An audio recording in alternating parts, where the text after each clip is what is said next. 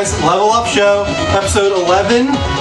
This week we're going to be discussing difficulty versus accessibility in games. That's our topic of the week. Yes, but there's also a lot of big news stories this week as well. Cool, really pretty big things that happened, so. Alright, so do you want to get right into it? Well, let's do a little introductions. First of all, if you guys don't know, I think a lot of people here, anyone who's in here right now would know. But I'm Andrew. This is my fiance. This is what she always does. She has to say your name. Okay. Really? Her name is Kristen because she's obviously a mute right now. She can't speak. It's funny. I think this is going to be her theme from now. Hey, Doug's here. My brother Anthony's back again. DC. Co-host. Mike. And producer extraordinaire. Mark. Why? Mark. Why do I have to say my name? I'm so excited. That just would be pleasant, I guess. It's just funny if I just don't. Okay.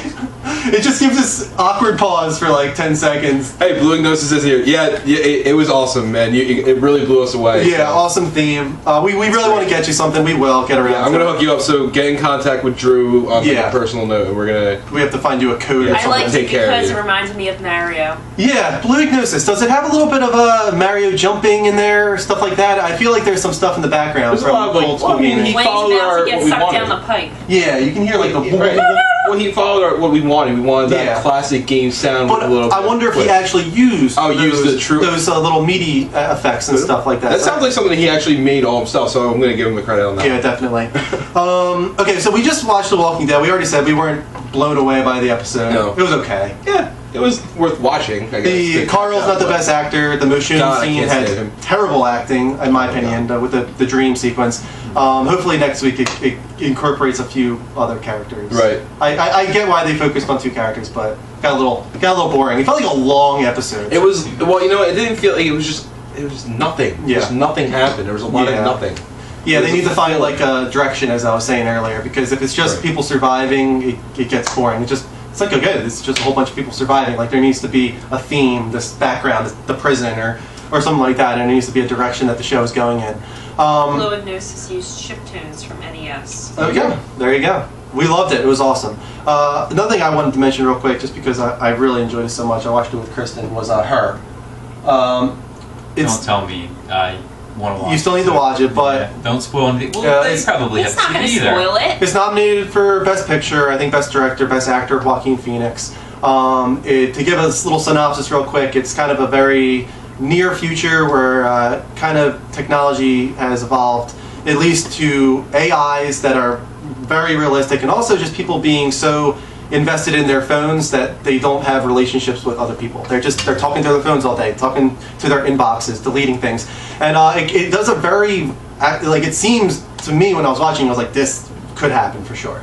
I could see this happening in the next 10 years, and that's what made it so neat to see Spike Jonze' ideas on where the future was going. But the movie was just really an emotional powerhouse to me. I thought like the performances and the direction the movie went in was really impressive. So if you haven't seen Her, that's probably up there with Gravity right now for me. Yeah. Am I the only one in here who saw it? I haven't seen it yet, but I'm really looking forward to it. Okay, I really dig the whole like semi-future vibes, and it's not so, I guess, outlandish from what I've seen. It's not at all outlandish. It seems like it could happen for sure. Anyone else see any movies this week? What did I see this week? I was going to talk about. Can't remember what the hell it was. Well, wasn't that important then? I just recently watched Cabin in the Woods. Okay, that's a really good movie. Holy crap! Yeah, that was awesome, so good. Yeah, it's really good. It's probably like my favorite horror movie. Yeah, it's fantastic.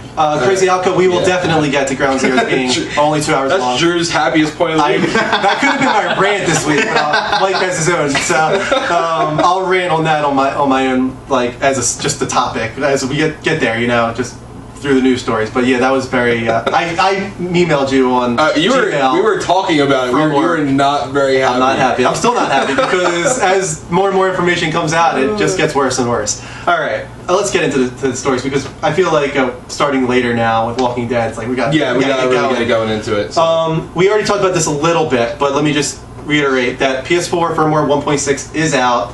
It adds some very minor features, not the features that people wanted, I don't think. No, not yet. One of them, though, kind of. The Pulsally. headset, yeah. The new headset that is coming out, I got to feel, I get to play with it. Oh, yeah. It's nice. Okay. We had it in the back room, I opened it, so whoever goes to the store I work at and gets the box that was open, that's my fault. Yeah, it looks very premium. It looks very nice. It's quality. It's very, and the head cups are very comfortable. Yeah. Which is nice.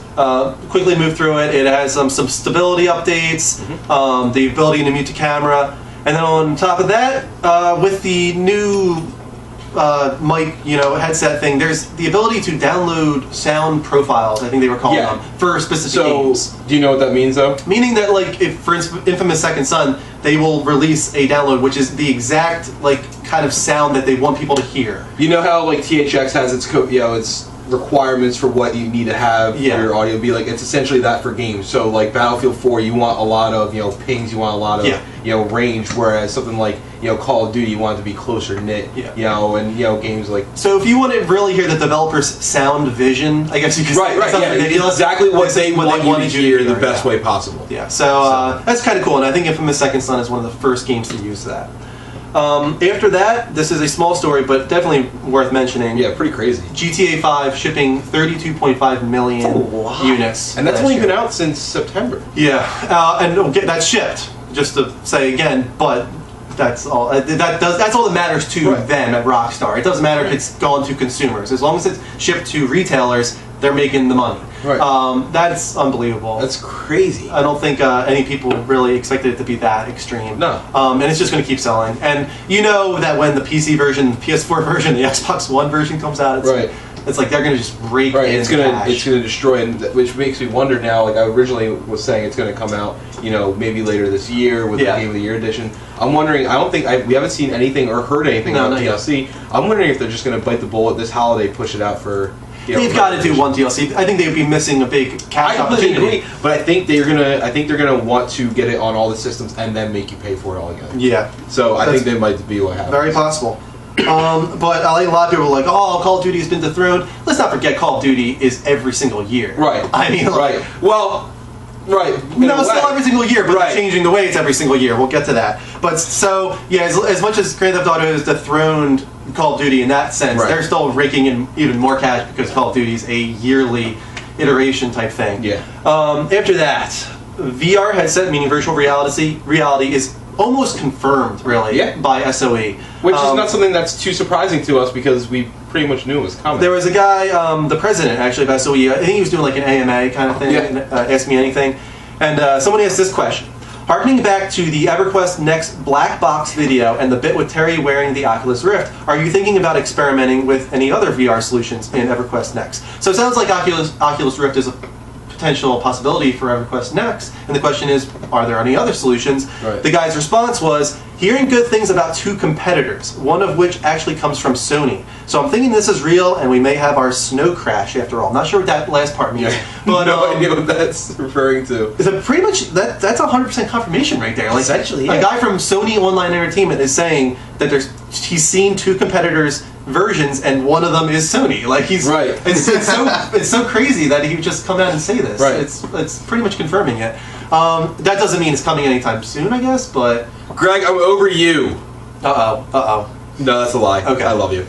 I'm not over virtual reality at all. 3D I can get past, but the virtual reality really is what speaks to me. So. Yeah, I cannot wait to see what they do with that in the future. I know on top of that, I might have to skip this story later because I'll do it right now. I think it was someone at Valve's showing of their headset or their VR headset. Because I'm not talking about Oculus Rift right now. Valve did their own thing. Yeah, well, didn't they scrap that though? They didn't. It's not something that they ever plan on releasing. They were just saying, "Oh, look at what we can do. We can do it better than anyone," kind of. Right. And it was supposedly like unbelievable. Oh, really? No, like unbelievable. Better than Oculus Rift. Really? Like insane resolution. So why wouldn't they make 95 frames per second? Just insane. And then someone was saying, people that have seen Sony's are saying it's comparable to Valve's. Jason.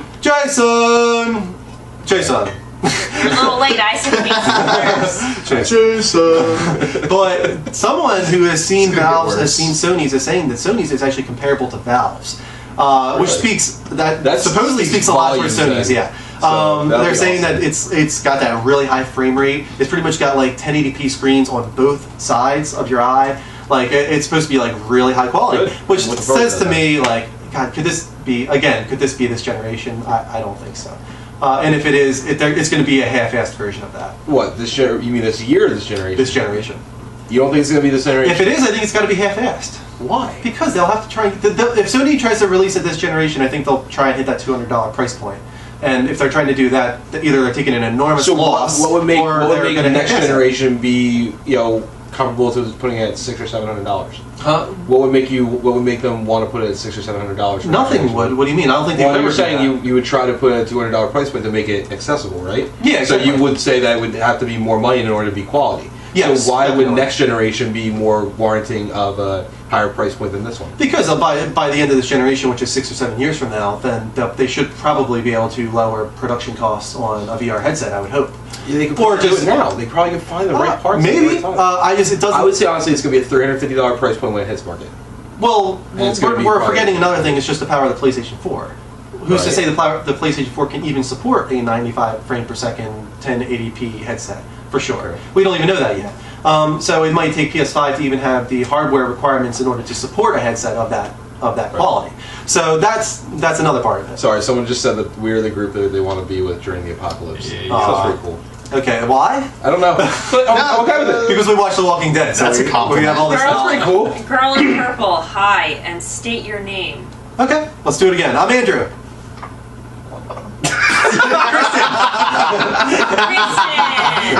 Mike, Mark, Brother Anthony. Every time.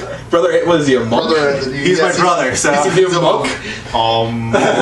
Brother Anthony. Yeah. I'll take it. I like it. All right. Let's move on. Oh my so God. that's my thing. Yeah, I know. I just saw that. Let's move past it. But I wouldn't rely on virtual reality this generation. Here's a scary story. Ubisoft will not comment on Watch Dogs Wii U version. Someone has directly tweeted to them saying, "What about the Wii U version? Where's it coming?" And skipping that. it's open. It's open. Yeah, 50. Skype Wow. calls? Yeah, that's what I'm saying. I'm like, What is happening? right? People are watching. What is happening? Why is there 60 people in here? We're trying to do a thing where we take more calls. Apparently, Drew forgot all about that, but I care about you guys. So we want you to call in. Call into us. We're online. Speech to him. This man. If you wouldn't mind, Mark, will you just put our Skype name in there real quick? Did. If you guys saw it, we're open for calls Ahead of the game. at Skype, and hopefully we can talk about some of the news stories that we've already discussed. We'll keep moving forward, keep discussing Sorry, I just want to put that news out stories, there. but call at any time, because I think they're few and far between. So No, that's fine. I don't mind being interrupted. we just didn't say anything about it, so. Guys are welcome to call. So as I was saying, someone tweeted directly at Ubisoft asking, "Tell us about the Wii U version. We want to know that this is being made." And they just ignored it. They won't comment on it. Which is funny because the Wii U version could potentially be really cool. Like imagine having that touchpad available for. I mean, that would be awesome. Obviously, but who cares if it's not selling? I agree. I'm just saying, like in general. I completely agree. That would be totally fits in. There's so much potential that you have with that system with that touchpad as long as it's used right. Yeah, I agree. The problem is nothing is selling well. No. So I mean, the Batman Arkham DLC is canceled, and this is another example of that because they've got to be close to done production on this thing. If they at this point can't can this thing, oh my god! Just good night Wii U. Like seriously, Ubisoft, the guys who pretty much support everybody at launch are like turning their back. And they were the ones that actually said we want to support. They were actually the main ones that were supporting. They supported with Zombie U right at launch, although it sounds like they lost a lot of money on that. But they've always been really good with supporting new consoles at launch and continuing to support, finding ways to really find that market. They're usually, if it means Imagine Babies, then they'll do that. Then they'll do it. Like that's because that was what they did with 3DS or 2DS or something. Regular DS, and it did well for them. They'll do whatever it takes. Also plays on 2DS. Yes. So bad. Yeah, if this is true, that's bad news. This is. I mean, I'm honestly going to say I'm going to start backing up the idea that the Wii U is not going to last another 2 years. I wouldn't be surprised. No, I'll take that. So I'm not going to take a bet on that against you for sure. I think that might happen. I think we should do more bets. I think that'd be really entertaining. About well, what was our one bet? We yeah. Does anybody remember what the bet was that we were saying? No. Oh, we said it was the release of Grand Theft Auto 5. I said September. You said October. Yeah, it was like October 14th for me. And I said September 12th or something like that. And we bet on something sushi night, and one of us is paying. I think it would be actually more entertaining though if we had like things that come up that we could bet on that we had to do on the show. Like you have to like one of us has to like wear a dress on the show or just no. I'm not saying like that, but like I'm just saying like something like that. Okay, I think that'd be entertaining. All right, let's move on. Satya Nadella, I think is how you say his name, is now Microsoft's new CEO. Finally. We didn't talk about this last week? No, we didn't. This is this week's news. Was it really? I guess it was Monday. It was probably early this week. What's my gamer tag? Your gamer tag is the Lost Girl. Oh, is that what that is? I know what that is. That's your PSN ID. Yay, video games! Although, if you're looking for Kirsten on PSN, it's the Lost Girl, but as ridiculous as it sounds, it's not an L at the end, it's an I at the end. Capital. So, yeah, it's a capital I, which looks like an L, but it's not. There was the Lost Girl was taken. Feed me. What, who said that? Greg. Yeah, where's goddamn Batman better be here somewhere. We keep zeroing out. Yeah, no, but that's fake. But Satya Nadella is Microsoft's new CEO, which is fine because he had a lot of really big background in the cloud. Yeah. He's a younger guy. Yeah, I guess you could. He's like what 40s? Yeah, he's in his 40s. He's not like an older guy. Right, he's not like one of the old heads like the 65 plus crew that they have going for the most part. So I mean, seriously, and that's good because you need that. You need a younger guy with a stable head that has been he's been in the company for a while and he's actually had experience with other companies. This was like a 6-month quest to find this guy. Yeah, I feel like it's been a while and. More than that, because what's his name said he was stepping down like almost a year ago at this point. Yeah. All right. So and now on top of that, people were kind of wondering what would happen with Eli. I forgot I did that. Yeah.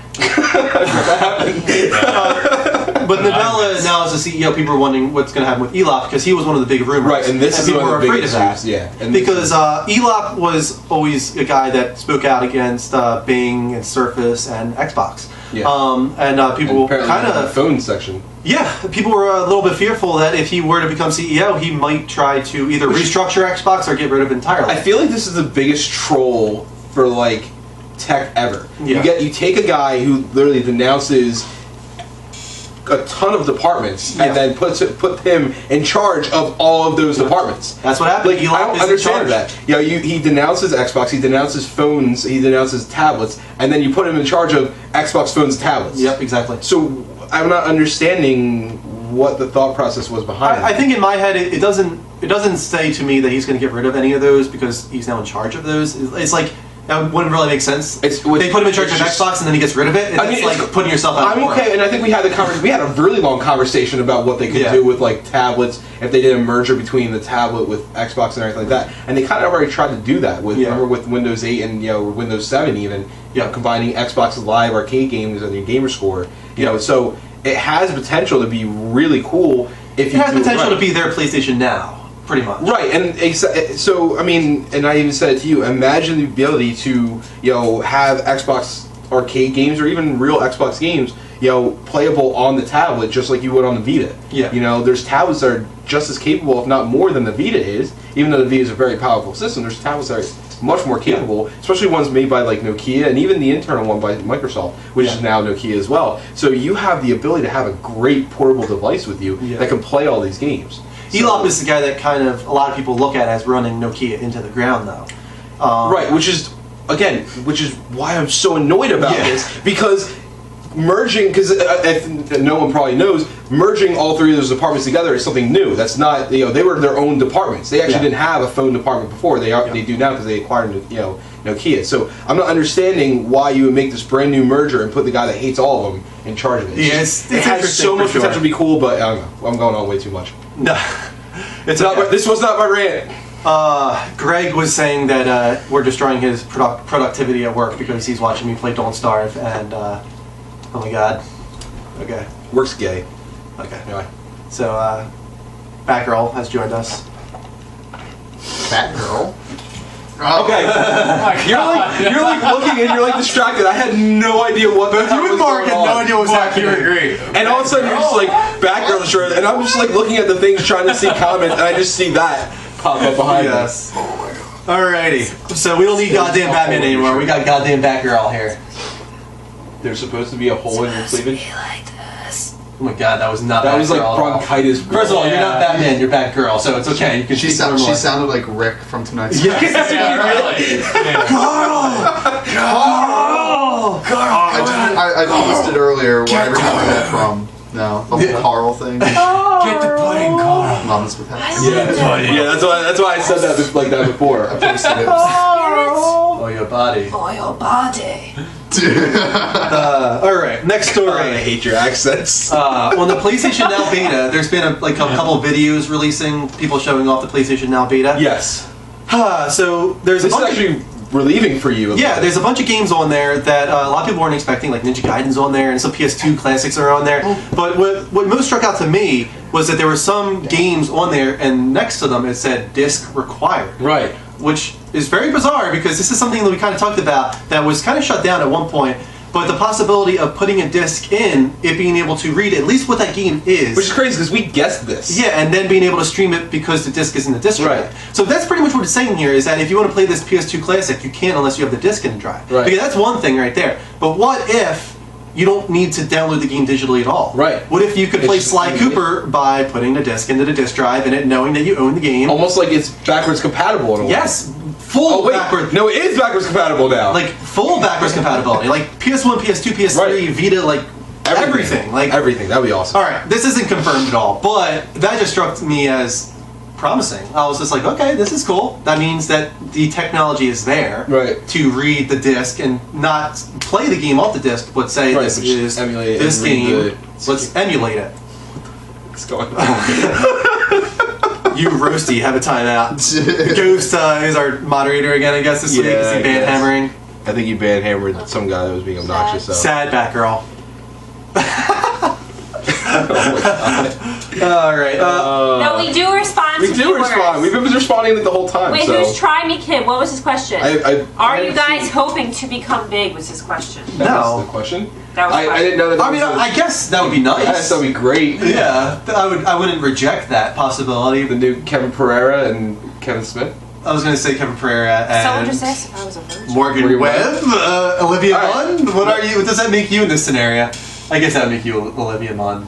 That's fine. Kevin Smith has his own podcast. That's That could true. be Kevin Smith. I'm fat enough. Well, no, not that. I think your show is all about reaching out to people who want to know about games. We just want to talk about games. Yeah, and we want to Get talk on with you, but you guys aren't calling. Call us. We have our Skype We have set up. Skype set up, guys. You can call us at the Level Up Show on Skype. It's open right Allison now. Hayslip was so much better than anybody else they put on that show. I know, right? And she was from New Jersey. Yes. Yes. And they had her on for like what? I think it was like a month, maybe a month and a half, and that was it. Then she was gone, and she was the best co-host they had on the entire. I really liked. If you say Olivia Munn, I'm gonna punch you. I didn't have a problem with Olivia Munn, but I couldn't stand her. Candace. I like Candace Bailey a lot. Bailey was But did you nice. watch when Allison Hayslip was on there? Yeah, I saw a little bit. I thought she was so much better. She's a little blonde, right? She's blonde, but she's more of a game. Like Candace Bailey was. She's the great. tech girl.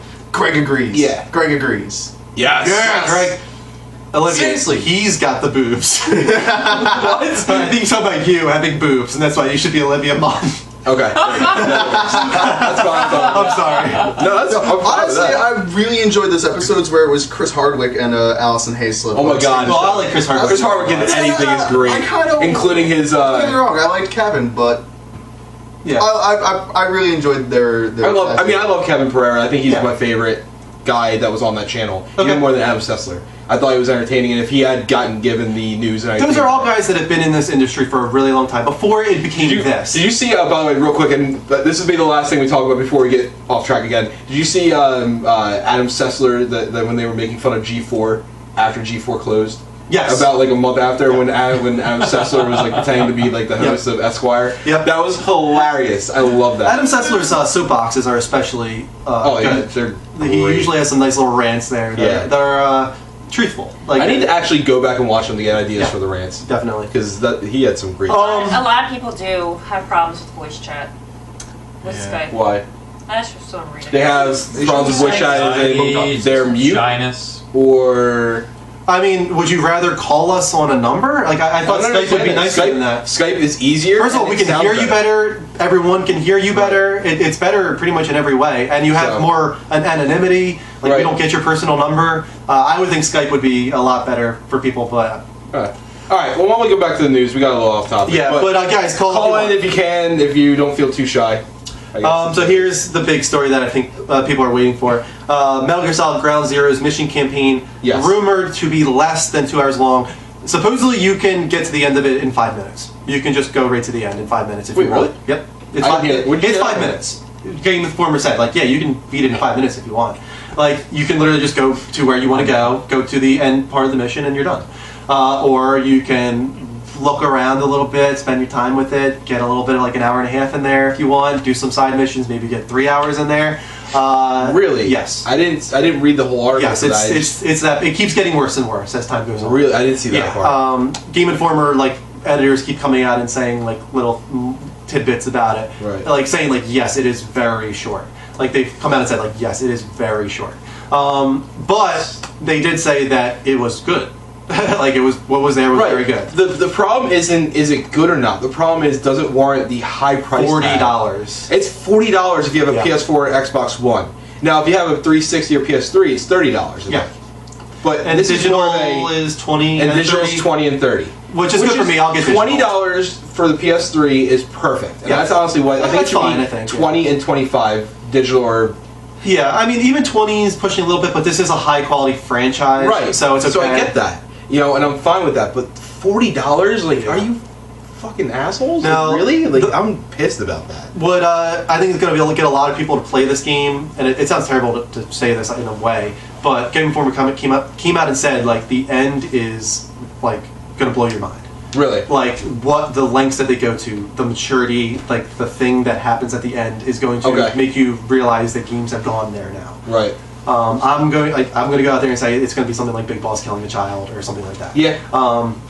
But it's going to, or maybe it's rape, or maybe it's going to be the rape scene, or maybe it's them going the part where they go into the intestines and are pulling out the bomb device, or it could be all three. Like, but it sounds like whatever happens at the end is going to be the thing that no one's talking about right now. That is going to make a lot of people be like, all right, I got to play this. What happened? Like at the end of this, that everyone's talking about. That, and I'm not. And I want to see it. I want to play it. I want to get into it. I know you do. It's just the price tag feels really prohibitive for what the length. I'm going to feel so dirty when I buy it. Right? Because I'm going to be like, I don't want to! Like, you're going to feel like you got raped. Yes. You just got raped. Yes. By, like, George Lucas type thing. Right, like, exactly. Hideo Kojima is raping me, pretty much. Oh my god. Although, at the same time, this is, I feel like this is Konami. Real quick. Kristen, noise. What? Alright. That was a terrible one. That was awful. Sorry, I'm tired today. What the heck? But we've passed 100. Thank you to everyone who's in here. Now that we've reached 100, let me say again that we are the Level Up Show. This is episode 11. We just made it past 3. We made it! Woo! We're now doing After Walking Dead on Sundays at 10 p.m. Eastern Standard Time. If you want to add us on any of these, please go ahead, especially Twitch. Heart us on Twitch so that and what's not on here is Skype. Yes. Skype! Which is the Level Up Show. Spelled exactly how it sounds. Pretty easy. But add us on Twitter, add us on Facebook, add me and Mike on PSN. We have plenty of room. Oh, no. I have plenty of room. I'll soon have plenty of room again. Yeah. I'll message back and forth with you. We can play some games together. We can do some Don't Starve streams and stuff like that and have some fun. So please add us if you haven't already. Let's keep the stream clean. Yeah, let's do that. Like Dove soap. Yes. No bullies. Kristen says be Except nice. for the video game Kristen says be for nice. the Xbox 360. But let's talk a little more about this. Kojima also said. Kojima also said that he's not even hiding this at all. He's pretty much being very blunt on this. That it looks better on PS4 compared to Xbox One. He pretty much just flat out said that. And now on top of that, you don't really see this ever. People are like, really? Like, we want to see how much better it looks. He's like, okay, I'm putting together a video. I'll do a comparison video for you guys. He's making a comparison video to show that the PS4 version looks better. I wonder how Microsoft feels about that. Because you don't usually see that. No. From the developer of the game. I feel like people people in your position are going to be really happy about that because Metal Gear was a Sony franchise. Which is why maybe he's doing this. Right. Maybe he still has a little bit of favoritism there. Right. Which is fine. I'm okay with that. Thank you, Punisher. The Crow wants to adopt you. I thought he said he wants me to adopt him. I need a drink. He wants you to adopt him. No, I need like... I'm gonna get a beer anyway. Something sugary or something. Where do you get your sources? Like IGN? NeoGaf, IGN. NeoGaf and IGN. We literally scour everything every day. He's all over the internet all the time. News will literally drop on some website, and one of us will message the other person immediately. And sometimes the other person, like there's been times where I message him, he didn't hear anything about it, and he messaged me, and it's only happened like 2 minutes before. So. We're just obsessive. That's pretty much the name of it. It's not good to be obsessive about anything. No, but I am. Except if it's your wife. No, then it's kind of creepy. Or a fiance, that's different then. It's okay to be obsessive about that person. Lemon lime's the best, I think.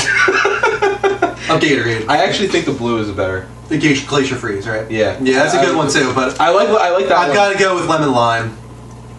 We're not advertising, by the way. I'm actually sitting here like waiting for you to say something about it. Like, by the way, guys, I wanted to tell you, we're not sponsored by Gatorade. If someone from one of the companies was watching us, Nova Prime, I know you exist. What? Doug says that Kristen's training you already. Yeah. Valentine's Day's coming up. Nova Prime wanted us to acknowledge his or her existence, so I did. Nova Prime, we acknowledge your existence and we appreciate it. Yes. On top of that, and we love you. I refuse. Friend us somewhere. And we appreciate your existence. Happy that. Add us, Nova Prime, and we will become your friend. Did we have anything about the Olympics in our stuff? I don't think we did. No. Oh man. Can we just for like 1 minute? Talk about Russia. Can wait till let's get the depressing part of it out of the way. Fuck them for killing dogs. Let's get that out of the way. Well, at the same, I mean, I agree, but and then we can talk about rabid stuff. Dogs everywhere. I don't care. Dude, wait, they're not necessarily rabid. They're just wild. Strays. Yeah. So, have you guys been watching? Did you watch the opening ceremonies and everything? No, I actually didn't. Oh my god, it was so entertaining. It was actually apparently the most expensive opening ceremony of any Olympics. More than China's? Yes. What? This is what was reported. Because they developed new technology. Because before it was they had like a series of projectors set up to animate the floor that they were on, which looked really cool, and I have to give them props for that. Right, and I liked it. And then they also had like the stuff going by overhead. Like, I don't know how they did that with like a series of cranes, but it was badass. It was really cool. Don't get me wrong. It was pretty cool. But what's funny to me is you're spending all this money on an opening ceremony, but yet the people that are visiting there, that are Olympians, the people that are competing, you can't even build hotel rooms that are structurally sound, bathrooms without walls between the stalls. There is a shower with electrical wire running through the shower. Not only is there no wall separating, we now have to pay somebody. Damn it, Mark. They are very, very strict about the Olympic theme.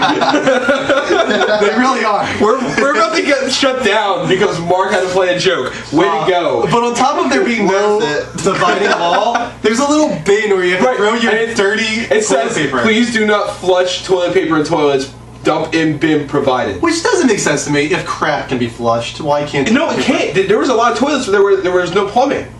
There was no plumbing at all. You just literally in there, and then the main so it's a porta potty. It's essentially a built-in porta potty in the rooms. Yeah. But it's funny because like at the Olympics, the main guy, the head, Dimitri, whatever his name is, was saying, he's like, Olympic Games are about building bridges to bring people together. Apparently, the bridges are way more important than proper plumbing and living accommodations. Yeah, some of the tweets are amazing. Oh, but these are mine. There's a whole. Oh, these are yours. There's a whole site devoted to this. You know what's crazier? So you didn't see it. The lighting of the torch was crazy. So it had this big, huge, you basically lit the torch and it was one pipe, and it lit like all these pipes along the way that just had like gas and everything. It lit along the way up to the torch, and there was probably like 5,000 pipes. If they had just run. I just want to pause for a second. Nova Prime really, really wants to know what we think is the best city in the world. I said really Philadelphia. Quick, just Philadelphia. Are we all going to go with Philadelphia? Philadelphia? It's always sunny in Philadelphia. Because I haven't been to many has cities. My heart. Yeah, we're from Philadelphia, so no, we're not. I am. I'm born and raised in Philadelphia. We're from New Jersey, but we're practically Philadelphia. I will acknowledge right off the bat that Philadelphia is not the nicest city. No, it's not. But it's the nicest city in the world. For us, it is. Right. But it's kind of a shithole in the world. Wherever home is the nicest city in the world. I mean, obviously, New York is like a nicer city than Philadelphia. No, are you kidding? The nicest parts of New York are nicer. The nicest city is probably like Ontario, Canada, or something. Or like that. Dallas or something like. Or somewhere in Hawaii. Some Canadians. No, Actually, I would yes. say like maybe it is cities in like dirty. Stop. Norway or My Sweden. friend lives there. Which would probably be Not the where I'm nicest. Guys, it's okay. It's okay. It's Or okay. the Netherlands. Let's take it easy. Nova Prime started a debate in here. Damn it, Nova Prime! Now continue. Look what you did. Sorry, but I wanted to But acknowledge. it's just Nova crazy Prime. because like they have How all about these Nova pipes Prime running Skype up. us? Why couldn't they just use some of those pipes to put into the friggin' hotels? Yes, I know, right? They don't have plumbing in there. Yeah, it's Oh my embarrassing. God. Yeah, Philly isn't really that nice sometimes. It can be real mean. It's really dirty too. It's just Yeah, home, these so- kids Lot are of really bums. mean. Yeah. It's just home, so that's why. But then New York is just filled with crazy people. Yeah. Like Greg! Greg! I think Now I Met Your Mother really nails that actually in a lot of ways. Oh my God. I think the guy with the roller skates wearing like the tights and like the crazy hair. Right. Like I feel like the few times I've been to New York, I saw that guy. Right. Like you're from How I Met Your Mother. Like I saw you. But yeah, so let's move on. We're anyway. off topic. So yeah, Kojima is going to make a video showing the differences between the two versions, and the PS4 version is supposedly nicer.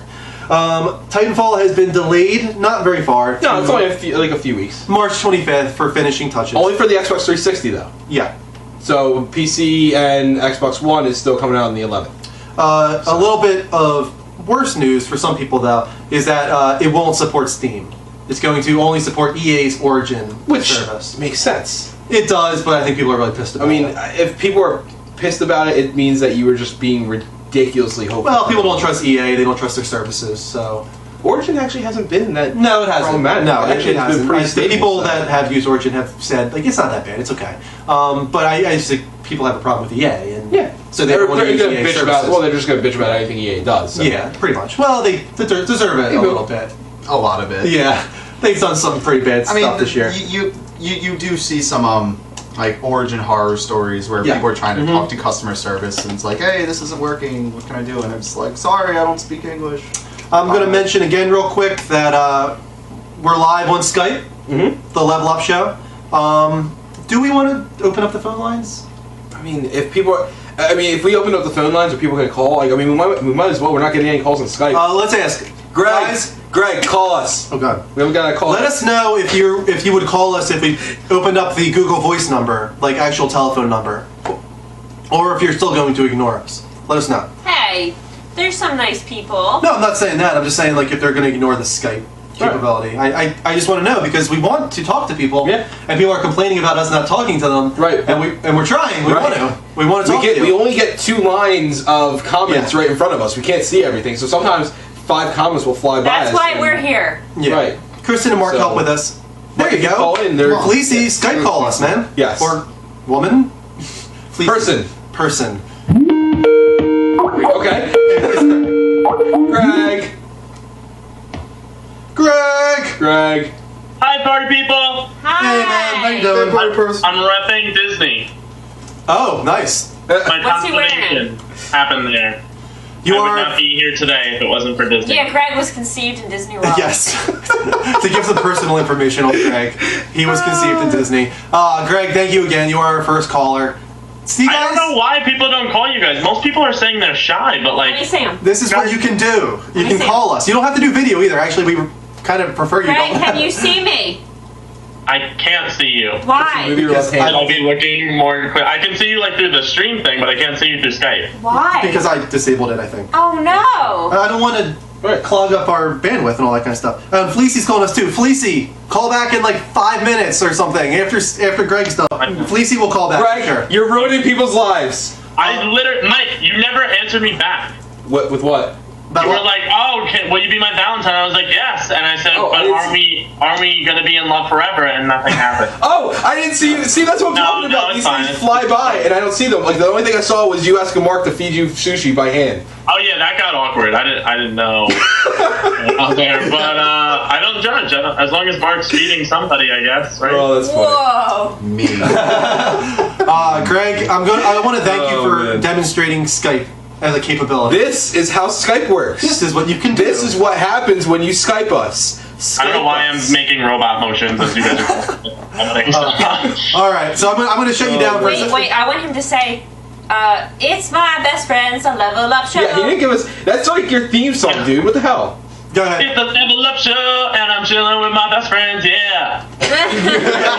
You can just change it every week. Variation every time. He'll change it every week.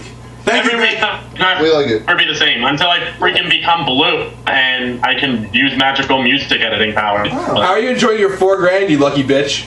It all went in the bank. Most of it's going to college, and I put some of it aside to go probably concert somewhere. I'm assuming maybe Philly.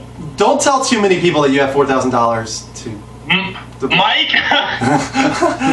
Probably not the best idea. He mentioned it to 140 people last week. I'm kidding. I don't care. People don't know where I live. Right, it's not like they have his bank account. Why don't you tell him where you live? He lives now too, Mike. Go ahead. Tell him. Well, he lives at 145. No, I'm kidding. He's from New York. Let's just say that, right? Why are we telling them all this I make it more information? specific. Go into the yellow pages and find Greg Virgo. It's Oh my God! He's putting himself out there. All right, Greg. Thank you so much. God bless. Love you all. See you, man. Love you, Gregory. Spitz726, I've been messaging you. This is a gaming podcast. We discuss current gaming. You know what I'm going to do? I'm going to call Fleecy. I'm going to call her back, or him back.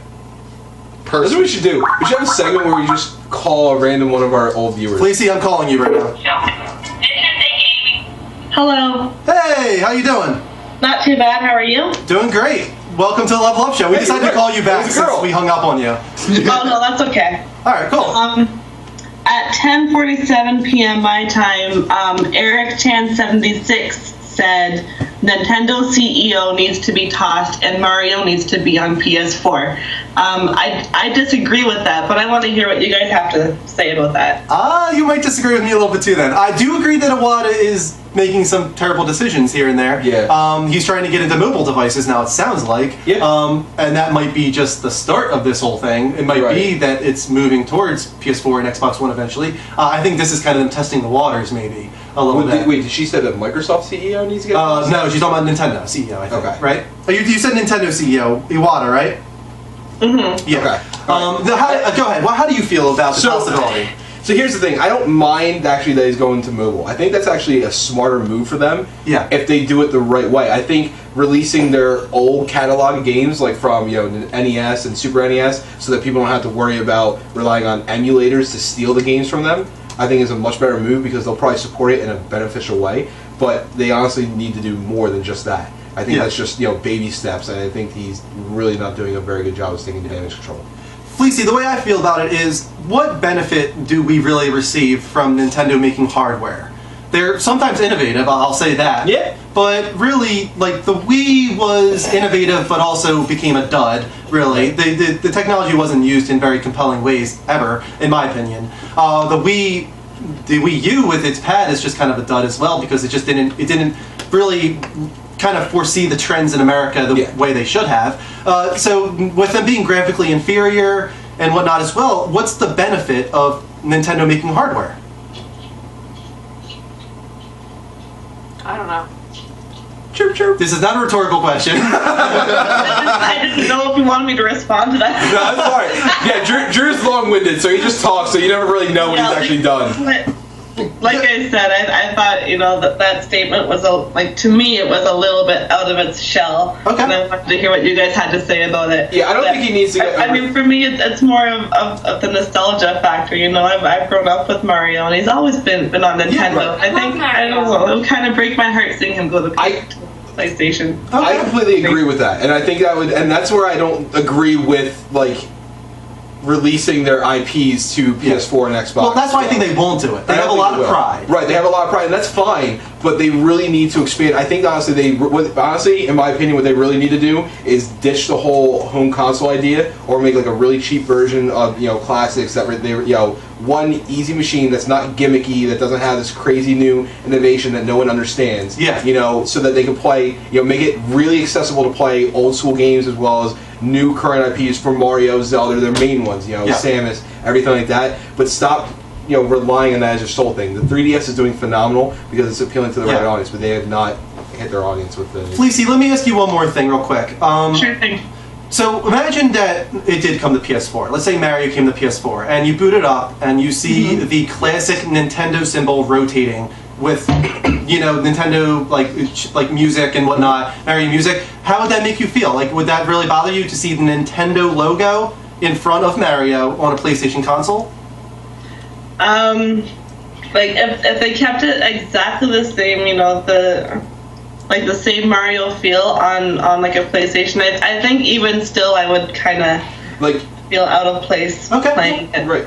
Yeah. I mean, I agree. I mean, I can't blame that at all. Yeah, I mean, it'd be pretty cool seeing Nintendo as a third-party developer, almost in a way. Yeah. But you got to remember, look at Sega and Sonic. Yeah. Well, Sega and Sonic were already kind of I feel like going downhill. No, I mean Sonic on Sonic on his last adventure, Sonic Adventure for the Dreamcast was great. Pretty, yeah. That was great. It was a really good game. And then after that, once they went to third-party development, and that was it. It just was shit. See, like the reason we're still going on about this, we probably should stop. Yeah. But it does give me a little bit of excitement at the same time, though, because hopefully they would keep all their same teams. There'd still be all the same Nintendo quality developers, except they would have the power of a PS4 and Xbox One. Pretty much, they don't have to put any work into the hardware anymore. They can just devote themselves entirely to software, which is what makes Nintendo special in the first place, and then have this great hardware behind it. But I completely understand what you're saying, Felicie. Thanks so much for calling. Yeah, no problem. I just wanted to add to it too. Is that I played a lot of Final Fantasy games too when I was a kid, especially on Nintendo and SNES. And I mean, when I first played FF7 on the PlayStation, I kind of felt how maybe I would feel if I know. If Mario went to PlayStation. But at the same time, PlayStation but I kind of got used to it. Yeah, you did get used to it, but I completely understand that. At the time, that was a very big deal when Final Fantasy VI was on Super Nintendo and was probably one of the best Final Fantasies ever made. And then Final Fantasy VII, which is also, I got to say, one of the best, came to PlayStation. Yeah, it hurt a lot of people, so I completely understand. Thanks for calling again. Yeah, no problem. Thanks. See ya. That was a great call. That was so much, please. That's actually like one of the best calls we've ever gotten, just because it posed a question that was related to something someone else. I'm going to call Jason Gonzalez back because he tried to call twice. Hopefully you pick up, Jason. Jason! Is Celtics fan? No. I don't think so. I don't think so. Hey, Jason, you're live on the Level Up Show. What's up? Hey, sorry that we missed your call. We were talking to Felicie. Oh, okay. What do you want to talk about, man? Okay, I want to talk about Sledgehammer, mostly. We were going to talk about that later. We'll talk about it now for you. We'll bring it up a little bit, yeah. So I'm guessing you want to talk about them being the third part of the development teams, which we knew about for a while, on Call of Duty. Is that correct? Yes. Okay, so if anyone doesn't know, we'll just kind of put the information out there. Why don't you actually go into the news topic a little bit, and then... Yeah, well, that's exactly what I'm going to do. I think a lot of people know that it's been alternating year on year between Treyarch and Infinity Ward, and Treyarch has really taken a hold of that series, in my opinion, done really cool things with it. I liked Infinity Ward better. I think people liked Infinity Ward, and now they're starting to like Treyarch more. In my opinion, I think people are starting to. Anyway, everyone has their favorite. Sledgehammer this isn't the beginning for them. Right. Sledgehammer had a part in Modern Warfare 3. We actually, when Sledgehammer was first announced, we actually thought that they were making their own more adventure game style Call of Duty. I was like, what, 4 years ago now? So now we received news that instead of a 2-year development cycle, Call of Duty is now moving towards a 3-year development cycle, which is awesome. And they're going to have 3 different developers on it: Infinity Ward, Treyarch, and now Sledgehammer. With, it sounds like, a good portion of people from the Dead Space series being a part of it, which is also pretty cool. So in my opinion, I think this is great. I think there's nothing to complain about here. Right. You got another developer, a promising developer, getting 3 years instead of 2 on a series that is getting a little bit stale. Right. But well, I mean, did you have a question about Sledgehammer itself in particular, or? Sorry, Jason, do you hear us? Yeah. We were asking if there was well, how do you feel about Sledgehammer in general? The only problem is that we need to wait another year for zombies. Yeah, I do like zombies a lot. Okay, so that's actually what I was going to bring up. Is we've gotten very used to this whole thing. Like Modern Warfare started, or actually the original Call of Duty started. It was Call of Duty 1, 2, 3. Then you went into Modern Warfare. So then it was Modern Warfare, and then War at War, and then Black Ops. So it went back and forth, but you were able to build a trilogy with Modern Warfare, and it looks like they were trying to build a trilogy with Black Ops 2. So, it's very confusing, and I don't really know what's going to happen. Are they going to try to continue a story, and wait 3 years to continue it? Do they really feel like they have, that much regret? Like, for most people, the Call of Duty game, when you play it, you mostly get it for the multiplayer and play the story a little bit. You play the story, it's great, but you mostly rely on the multiplayer. Do they really feel that they have enough of a hold to rely on people waiting 3 years to continue that story and then another 3 years to finish it. And on top of that, Jason's fearful of having to wait a really long time for zombies. But let's give Sledgehammer a little bit of credit here. They might do something just as interesting because we got aliens now as the thing, right? With this new Call of Duty, so zombies will come back, aliens will come back potentially. Vampires. It might sound stupid, but Sledgehammer might come up with their own quirky little idea to be the thing that. Are you okay? That was hard. She hit herself on the thing there. Pretty hard. But yeah, I mean, stay hopeful. I would stay hopeful because you might have to wait 3 years for zombies, but there might be something really cool in between to fill in that gap for you. All right, man. Thanks for calling. Oh yeah, one more. Oh yeah, sure. Go ahead. I want to know, would they put when is the next PS4 update for the suspend, resume, and the when you control other people's by using the when you control people's gameplay. This is something they showed off in the February reveal, and something a lot of people are excited about. The unfortunate thing is they said that it wasn't going to be there at launch. And on top of that, the suspend resume was supposed to be there at launch, and they said we're going to have to push that back a little bit. Which, if it's not working, I'm okay with that. Make it work. But make it work. Hopefully it's soon. Unfortunately, there isn't any confirmed date or anything for that. I'm hoping that maybe February 22nd could be a big deal. That's the big Japan launch. I'm sure they want to have something to show off at launch for that. So maybe there will be a software update coinciding with that, and maybe we'll get some of these. Or an announcement at least of something. Maybe. Yeah, so right now, Jason, there's no confirmed solid news on date, but hopefully it's sometime soon. All right. Cool. Thanks, man. Thanks for calling. See you later. Alright, so there you go. This is what you guys can do. You can call on Skype and we can have some good conversation. Why don't we continue on to another story since we... this is another really interesting story. Oh, sorry, I'm skipping ahead. No multiplayer in the Order 1886. I'm okay with it. Don't care. Yeah, I'm happy with it. I'm really getting tired. I've even said this multiple times. I'm getting so tired with this tactile multiplayer. Yeah, definitely. Especially for something at launch where they don't have a lot of time.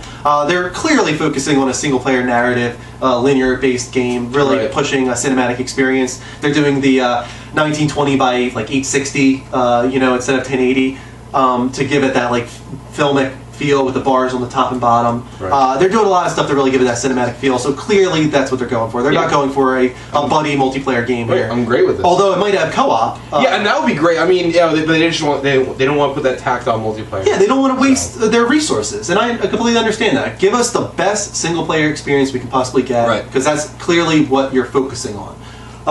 So yeah, great news there for me. Oh, and one more on top of that. They said that they're using 4 times MSAA. If you don't know what that is, that's a really high quality anti-aliasing, and they're using 4 times it. That's high quality. Crazy. Supposedly this game looks amazing. Yeah, the detail on this is going to be phenomenal. And one of the reasons they can do that is because of the 1920 by 800. Because they're getting rid of so many lines of horizontal resolution, it allows them to push that towards other areas. And I'm fine with that. So a lot of people are saying maybe you should give the option for 1920 by 1080 and then maybe lower the anti-aliasing. I think you're going to enjoy it all the same. Easiness brought. Awesome. Okay, moving on because we have a lot to discuss though, and we want to get done this by midnight hopefully. Flappy Bird. This is awesome. All right, so let's talk about Flappy Bird. Flappy Bird's a game that's been around for a really long time, but it didn't take off like it has until the last month or so, right?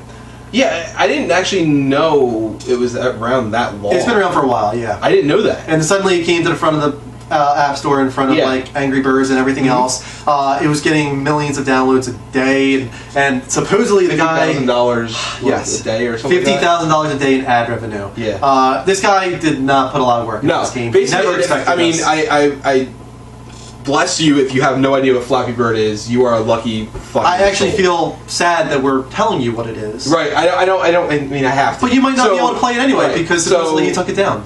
Well, but if you still have it, I can. Are you playing it right now? I'm going to play it right now. All right. So I'm going to talk to you guys while they play Flappy Bird. Let's play Flappy Bird. Flappy Bird is a very simplistic game where you tap on the screen and it raises up a bird, and you have to go through pipes that look very reminiscent of Super Mario pipes. So here's the issue here. This guy's making $50,000 a day in ad revenue off a game where it seems like all the assets were stolen from other games, from the coin sound to the pipes to even Flappy Bird himself seeming like a merge of two different Super Mario creatures. So, the guy is getting a lot of flack, and because of that, he feels like the game has ruined his life. He actually came out and said, let's see here, I can call Flappy Bird is a success of mine, but it also ruins my simple life, so now I hate it. And then, a little bit later on in that day, he came out and said, guys, I'm sorry, but I'm removing Flappy Bird from the App Store. I am rejecting the $50,000 a day in ad revenue that I am currently receiving, because I guess he doesn't like the... I think he's just getting annoyed that people have shed him in such a negative light. Not only that, but everyone's asking for patches, because I don't know about you, but I get bugs in that game all the time. When you don't hit a pipe and it says you hit a pipe? Well, more so when Flappy Bird doesn't appear.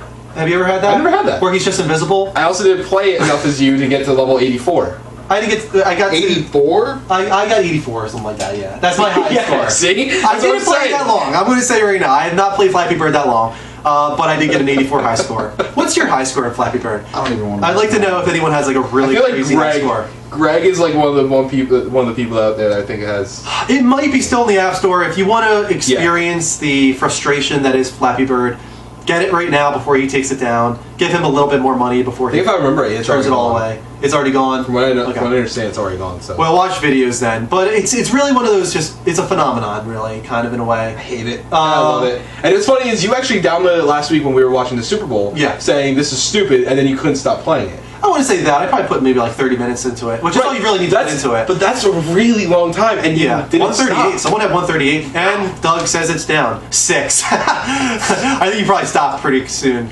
But yeah, there's a lot of people that just 22, and can't figure it out. Kind of, they can't figure out the What? Get out of here! Drop.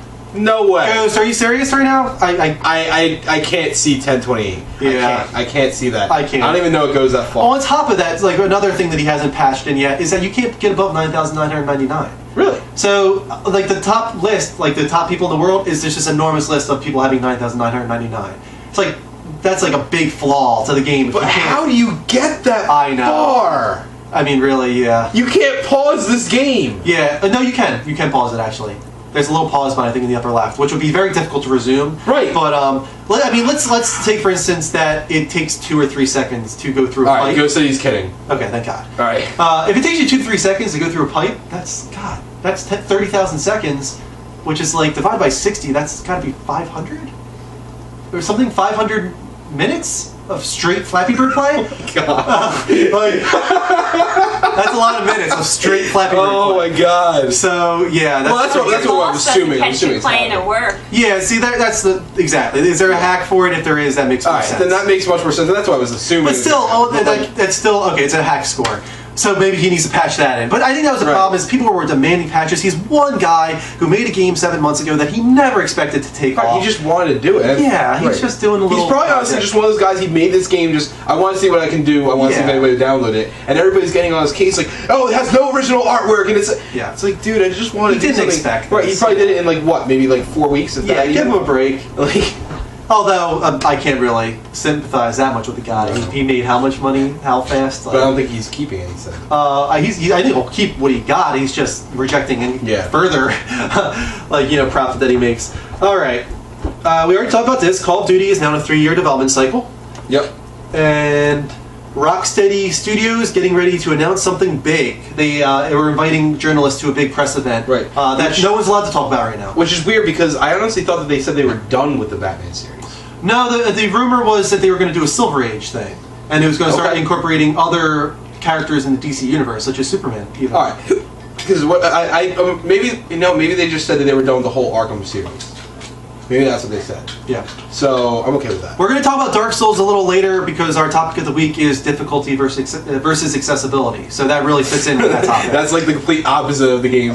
So it sounds like there's a 1-month embargo currently on this, which could be a hint that it might be a Game Informer cover. Yeah. It might be next month's Game Informer cover. It has to be the Batman game. I mean, it fits. Right. Maybe they want to get it out by the end of this year. This would be a nice time to announce October, probably. Yeah. Yeah, I hope. even though Origins is not at all a bad game, I think people gave it a lot of flack. It's not a bad game, but there's a lot of... You can see the issues because it wasn't the traditional Rocksteady, Batman Arkham game. So hopefully they switch this up. I think Silver Age would be pretty cool. Incorporate Superman, because we've been waiting forever for a good Superman game. Dude, Superman 64 was a shit. Yeah. You know what? It's funny, because I played Superman 64 at launch. I rented it from Blockbuster. I didn't think it was bad at the time, but maybe I was too young. Have you looked at it? Yeah, I know, like the fog and stuff. It's just like, obviously they're covering up all the terrible graphics in the game. Yeah, I know. It's not, is it that bad? I don't know. Maybe it is. Right. Okay, so look forward to Rocksteady's announcement probably next month. Why don't you talk about this one, because I have no idea what it's about, but Rust. Okay, so Rust. This was actually I've seen some of that. Yeah. Well, have you seen? So do you know what it was about? Not. Rust is essentially similar to DayZ. But they added the ability to build forts and everything like that, fortify and everything. But it has the same aspect that DayZ has, where it's human interaction as well. Well, they've been doing a bunch of updates and everything like that. And the newest update actually was one that fans were, or some fans were clamoring for. Hey man, how you doing, man? Hey guys. Hey, what do you want to talk about this week? Well, I actually have a lot to talk about from what I heard last week. Okay, go ahead. So far, the first thing I want to talk about is the new Sonic Boom that Sega had announced. Okay. I mean, I saw just a little bit about this. To be honest with you, I don't know too much. I saw some video of it. I have 3 stories that I can cover because I have more. When I first saw that trailer of the game, I mean, I was just surprised that Sega would even bother redesigning Sonic from what it used to be. I mean they basically just stretched him out. Like Sonic, Tails, and Amy and Knuckles are just all stretched out, wrapped in bandages, and Knuckles is like taller than the 3 of them. I mean, it's just amazing. I mean, how they managed to do something like that. I mean, and not only that, I don't know how it's gonna do the game, Yeah, I mean, Sonic. What was the last Sonic? Do you guys anyone remember what the last Sonic was? That was a Wii game. No, it was Sonic Generations. Yeah, I feel like, and I heard it was decent. It was pretty good. Oh no, Sonic Lost World. And it was awful. And it was terrible. It was like trying to be like Mario Galaxy. Yeah, yeah. You know what? They're hit or miss, and we kind of talked about earlier about the possibility of Nintendo going third party and the fear of them kind of becoming like Sega and how they were with Sonic. So I think you just got to play by ear with Sonic. It's just sometimes they hit, sometimes they miss. Mm-hmm. So right now I can't speak too much about this new Sonic Boom. Terrible name. I'll talk about it. If we have it, do you have something you want to say about Sonic? No, I mean it's interesting. So they're trying to basically imagine Sonic. Yeah. So if you look at that, you've seen the images. You said, I've seen the images. People are bitching because they gave him the Nathan Drake scarf. Yeah. And they made Knuckles twice the size of everybody. Yeah. One big design flaw is Tails is right at Knuckles' area, it's perfectly in line. Okay. So he's that short. But they're gonna be doing, I think they said a TV show, the game, and I think even a comic for it. So it could be interesting. It could be perfectly fine. But everybody bitches about everything. It is kind of weird that they're making him pretty puny. If you look at the original Sonic, he was kind of beefy, whereas now he's like an angsty teenager look. So Celtics fan thinks Walking Dead was awesome tonight. I thought it was. I'm gonna disagree. Yeah, I think it was okay, Jason. I was a little disappointed with some of the acting from Carl and the Michonne scene, and just that it focused on 3 characters and the whole episode got a little boring in my opinion. Sorry, Matt. Go ahead. I heard that I heard about the TV show stuff, and I don't know what channel's going to be on. Disney. No. Really, probably be on the Cartoon Network or something. Yeah. Show. So thank you for the friend request. Yeah. Do you have any other stories, Matt, that you want to get to real quick? Because we're running long already, to be honest with you. Wait, hold on. And not only that, I also want to bring up that Microsoft had board of directors had chosen a new CEO. We actually talked about that earlier, Matt. His name is Satya Nadella. and he had a lot to do with the cloud services over at Microsoft, and I think it was a good choice. I think, especially over ELOP. Yeah. We were talking about how ELOP was rumored to have some things against Xbox and Bing and Surface, so I think it's a great choice, actually. I hope that it kind of rights some of the directions they were heading in, and let's see what happens, I guess, right? Yeah, I think I'm okay with that. Yeah, definitely. Thanks so much for calling, Matt. All right. Thank you, Matt. See you, man. You're welcome. Sixth time, right? Woo! Woo! Bye. Gonna keep score for you, Matt, soon. All right. So basically, anyway, the Rust. Yeah, sorry, go ahead. No, that's fine. Rust, it was basically zombie survival. You could build forts. You could build, build stuff with it. It was pretty cool. So it was like DayZ Plus. Yeah. That's why a lot of people liked it. But some of the people were clamoring that it was too difficult, to do it with some of the mechanics in it. So one of the things that they took out was zombies. So it started as a zombie survival game, and now they took out the zombies, which is pretty cool because now it's going towards basically a world survival, like a post-apocalyptic survival, where you have to build your own. Just kind of like The Road or something. Just kind of like something. Imagine DayZ meets The Road meets Minecraft. Yeah. So it's actually pretty interesting. So I'm really now. I was actually leaning more towards playing this than I was towards playing DayZ. Okay. But now I'm probably gonna definitely get this. Okay, cool. Yeah. So I'm gonna probably get both. Someone's asking what happened to the Spartan show. I actually don't know what happened to the Spartan show. I haven't seen them on in a while. His wife probably had a kid. She was pregnant. Yeah, that's true. His wife. His wife was pregnant. So he could have had the baby. He had a lot going on, I think, already, and he was doing the show so often. I think people kind of started to expect that, and then it got a little too much for him. He started dialing back. Right. Well, he cut it back because he was realizing that it was too much, and then I think people were getting annoyed. Yeah. And then he wasn't actually getting that many viewers. But every time we looked in, he was only at 30. Yeah. So and I know he got sick around the New Year, so he might come back. Maybe he had his kid, and he's just refreshing or something, and getting ready to do some cool things. He might come back. Thank you for calling, Fleecy. Thank you. That was a great call. That was great. Yeah, thank you very much. So anyway, we have that, and there was something else that someone said that I wanted to talk about. Oh, you didn't have this in your news either. Did you see the comparison for Elder Scrolls Online? I saw IGN's I saw their comparison between the lowest quality and the highest quality. Yeah, that's what I'm talking about. Okay, yeah, I did see that. That is alarming. Yes, it is. It's a big difference. That's a huge difference. So, if anybody hasn't seen this, Elder Scrolls Online is coming out in the next couple months. Yeah. And Ghost is playing it. He's in the beta. Yeah, and I would be in the beta right now if I had my computer. Actually, I probably could run it on my computer.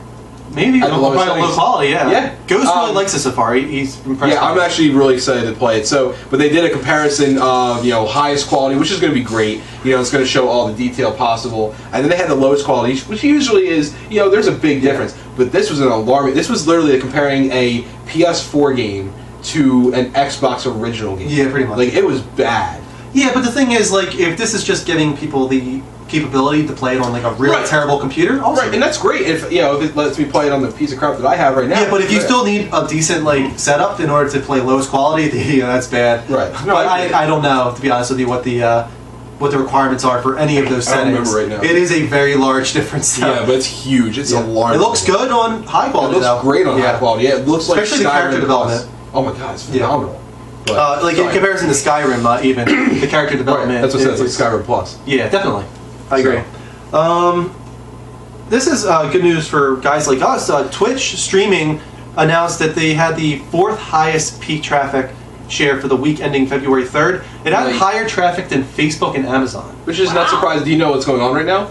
The League of Legends tournaments. Okay, that might be why. What's that?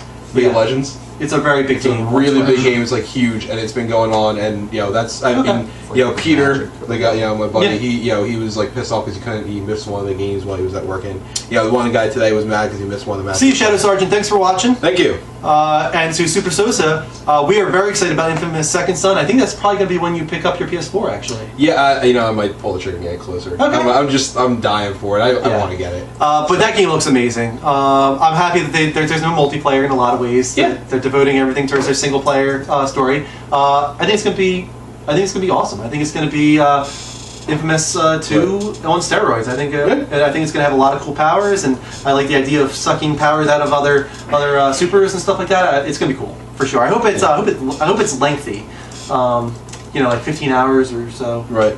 At least it gets multiple playthroughs. Hopefully. Mike party chat all night every way. You know what sucks, Greg, is I've been missing out on playing with people. My internet's being really screwed. I haven't been able to get online with my PlayStation. so I haven't been able to do like party chats or playthroughs with anybody, and it sucks because I don't know if you know this, Greg. I've been waiting to play Borderlands so I get back on again with you. So I'm holding out for you, but we'll party chat when I get it. Team Ninja is developing a PlayStation 4 game, maybe exclusively. Mm-hmm. They came out and said, we are developing a PS4 game internally. They didn't say anything about any other platforms, right. Which kind of implies that it's going to be exclusive, which probably means it's not Dead or Alive, or something like that. That would probably be a multi-platform game. Probably won't be Ninja Gaiden. That would probably be multi-platform. So maybe they got a new IP which would be great. That'd be awesome, yeah. I'm not the biggest Team Ninja fan, I'll be honest with you. No, I'm not. I thought you liked, what was the one that they did? I thought you liked You might be thinking of Ninja Theory. Shout out to the Crow. Are you thinking of like Heavenly Sword and Slave? That's Ninja Theory, which a lot of people are getting confused about. I would have been really happy if that was the case. They also did Devil May Cry, Ninja Theory, which you I think might be playing, right? I think that's all. Yeah. So we're gonna get to that very soon. We're almost done soon because we're almost done the news stories. Time on the news today. Yeah. Shuhei Yoshida was hinting at some unknown internal development games. Yeah. So there's 4 here. There's Sony Bend, Sony Santa Monica, Guerrilla Games, and Media Molecule, and he kind of had one word to say about each. I'll save the most interesting for last. So Sony Santa Monica, he said scary. I think this is a space game. This is what the rumors are, that it's a space game. Scary can mean a lot of things. I don't know, but I don't. Dead Space clone. I actually don't think it'll be survival horror. No. I don't think that's what he means by scary. I think Sony Santa Monica is going in a different direction. The last one I think is going to do scary. I'll say that in a second. Guerrilla Games, he says epic.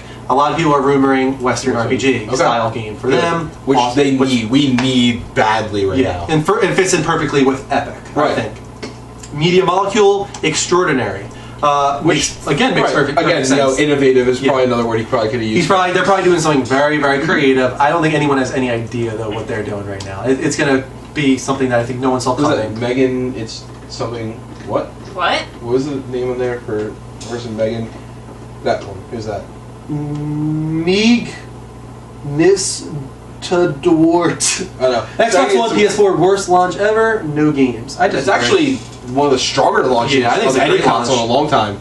Some delays at the beginning. There are some delays, but I think we had 12 games that launched for both systems, and I think the most games that launched for any other system was like 8. Yeah, maybe like the first party offerings weren't that mind blowing, but you can't just keep those in mind. You got to take in the Assassin's Creed and the Call of Duty and the Battlefield, which I know, but like taking all those games and taking the indie games too, taking Resogun, taking Don't Starve, taking Knack, which was surprisingly good. I know it got Forza, terrible reviews. Rise, you had Dead Rising. Yeah, it's not our fault. Now we have Outlast. Through 12 games within 2 months. 12 games is a long time. Yeah. I played 2 games a month maybe if we're lucky. Yeah, I mean if you got a lot more time than me, then maybe it's been a little lackluster. Right, but I've got plenty to play. Right, I've got a lot to play. Killzone. I'm going to talk about that in a little bit because that's starting to surprise me a little bit.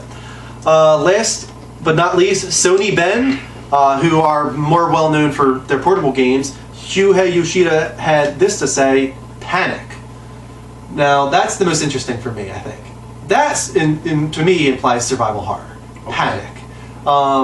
Now or music, so it could be at the disco. That was terrible. Sorry. I am Sam. Message Andrew at Dreams MT. Yeah.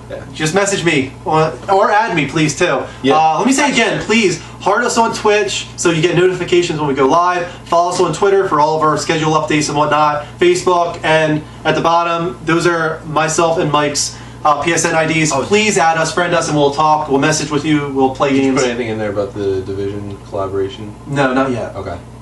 You can talk about that at the very end. News? Yeah. Talk about it at the very end.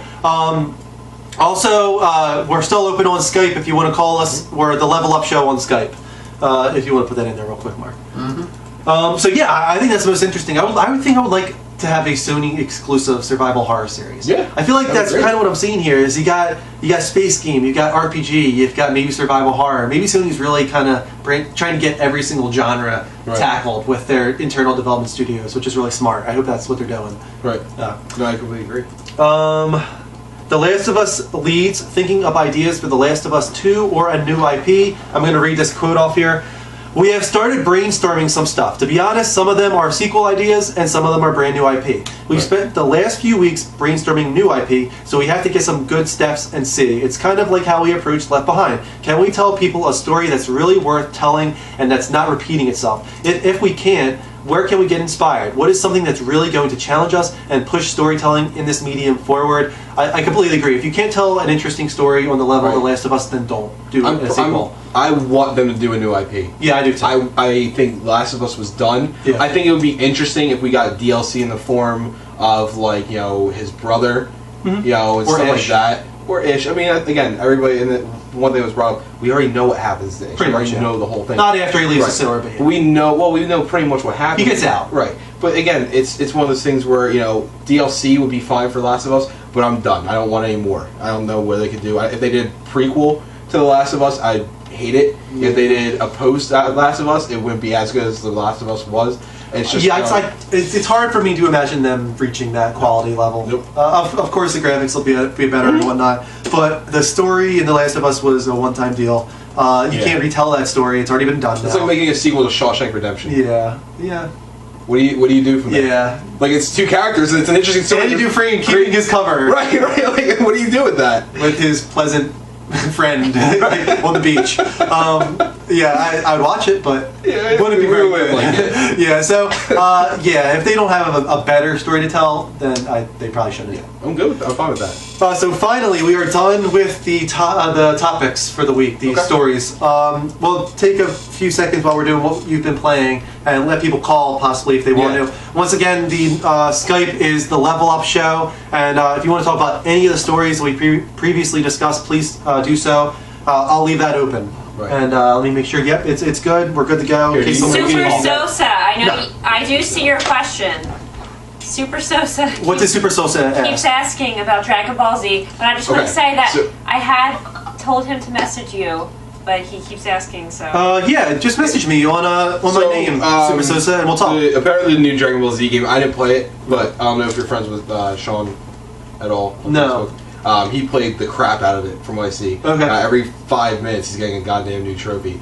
So he's into it, but from what I'm hearing, it's good. The graphics are improved, everything like that. But the new mechanics that they added are great in idea, but they just don't hold up very well. Okay. It's kind of lackluster. It's kind of almost like they improved a couple things, but they dropped the ball on everything else.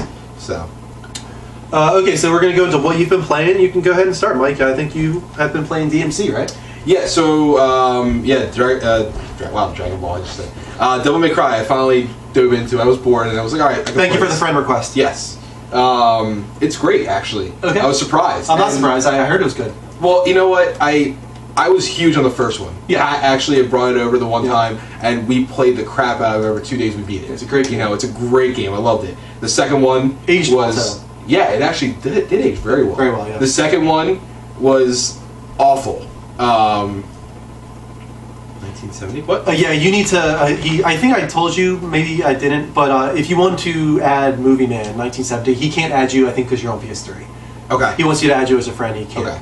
But yeah, the second one was, and the third one did all right. Yeah. The fourth one was, I played a little bit. It was just boring. Yeah, bored me too. I wanted to like it, but I couldn't.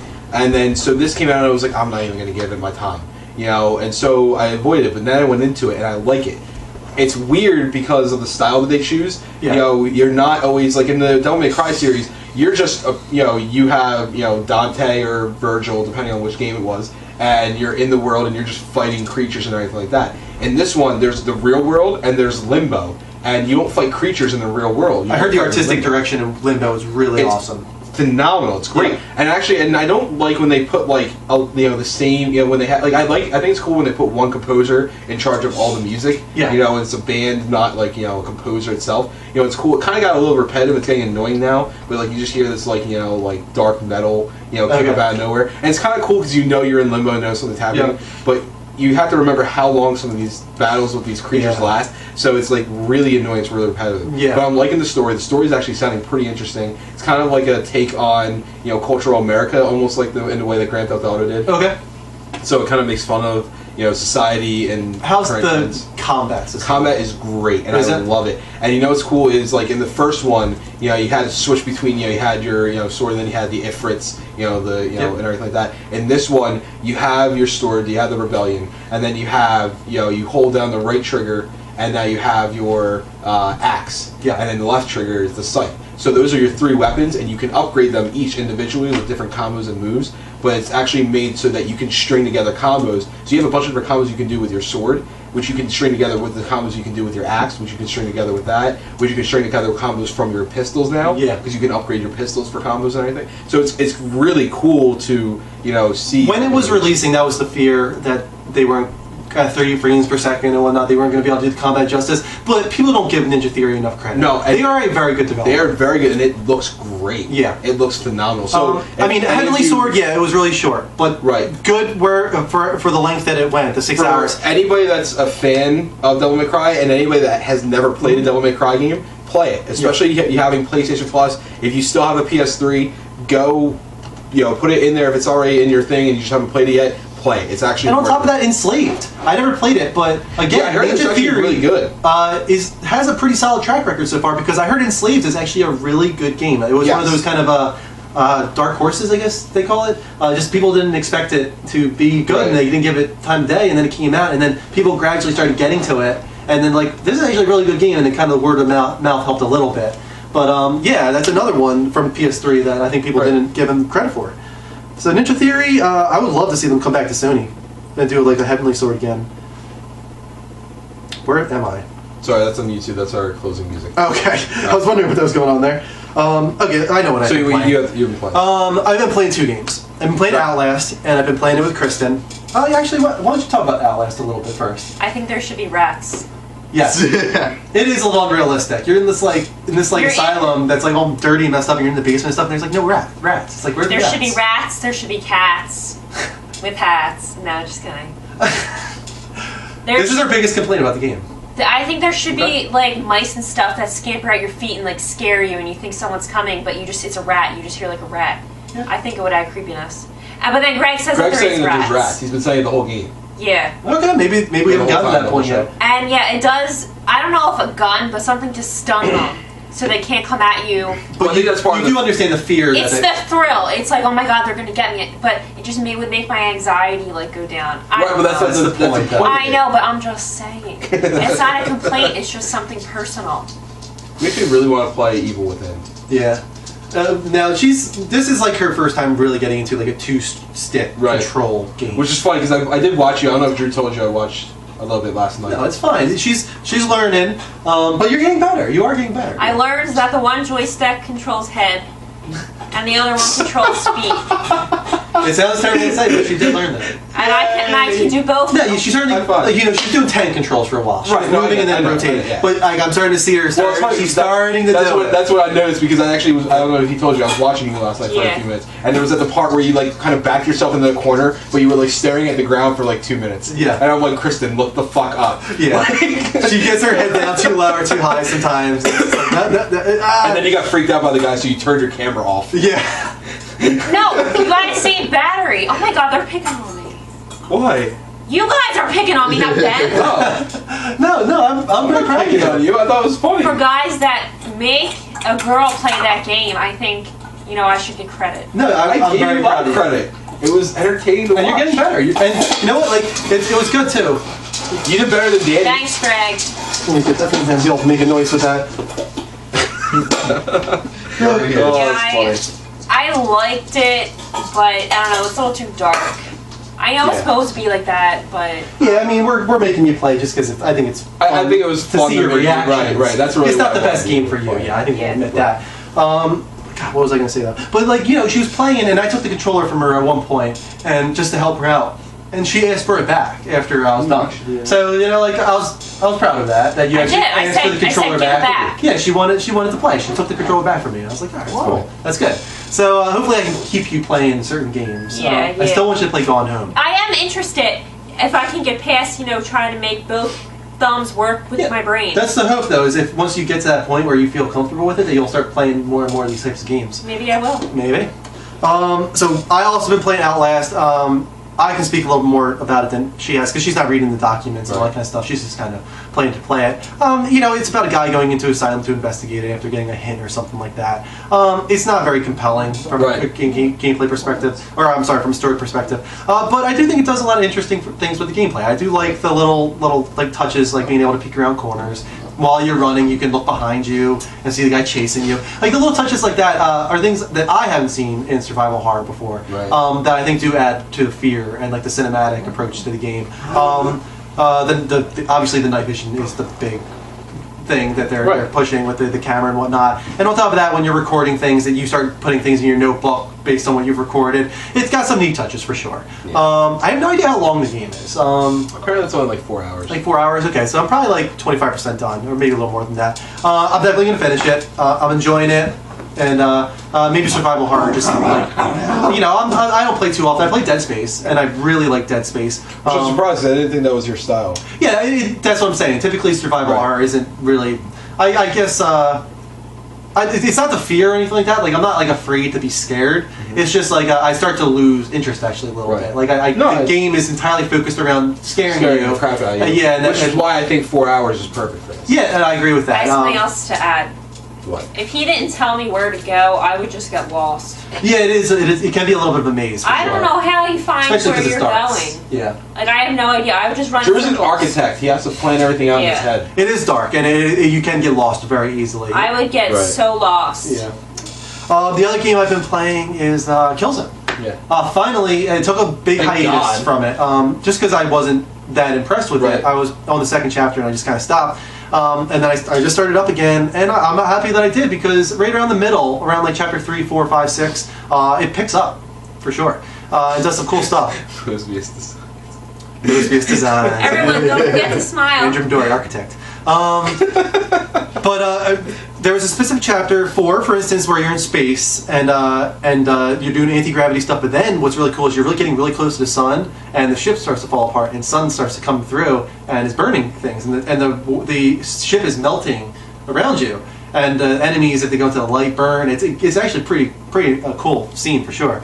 And then the chapter after that is also really cool because there's a Hellgas terrorist attack, and then the one that you've probably seen in the February reveal where the bomb goes off. Right. But then they are trying to do a big explosive attack on a train, and you're going from train to train, going through them, going on top of them, going below them, like jumping from one to the other, and it was cool. Like it was a very cool scene. Right.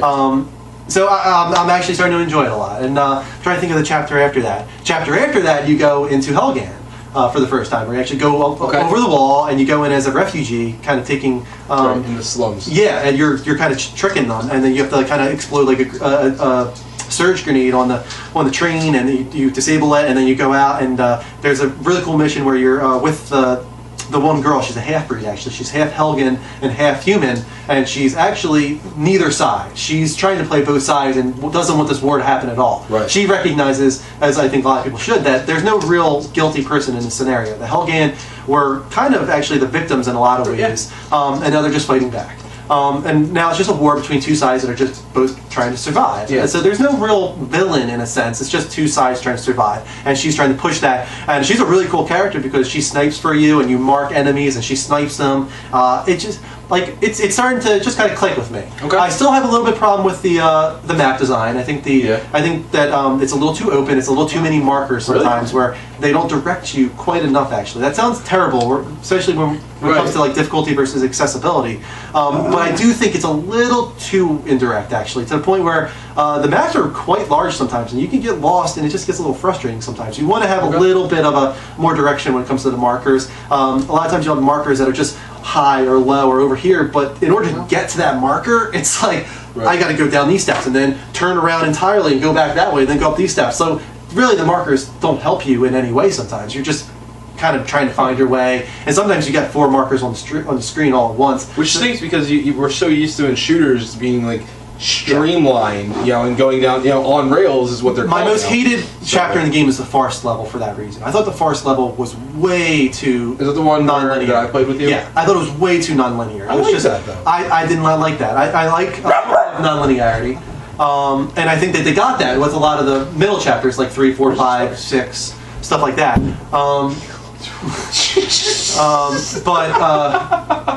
But they need to kind of keep it a little bit more direct here and there. But for sure, much better than I thought it was going to be. After coming off 2 and 3, I really liked both 2 and 3's single player campaigns. I thought this one was a step down. I'd say right now, like the middle chapters, like 3, 4, 5, 6, 7, are just as good.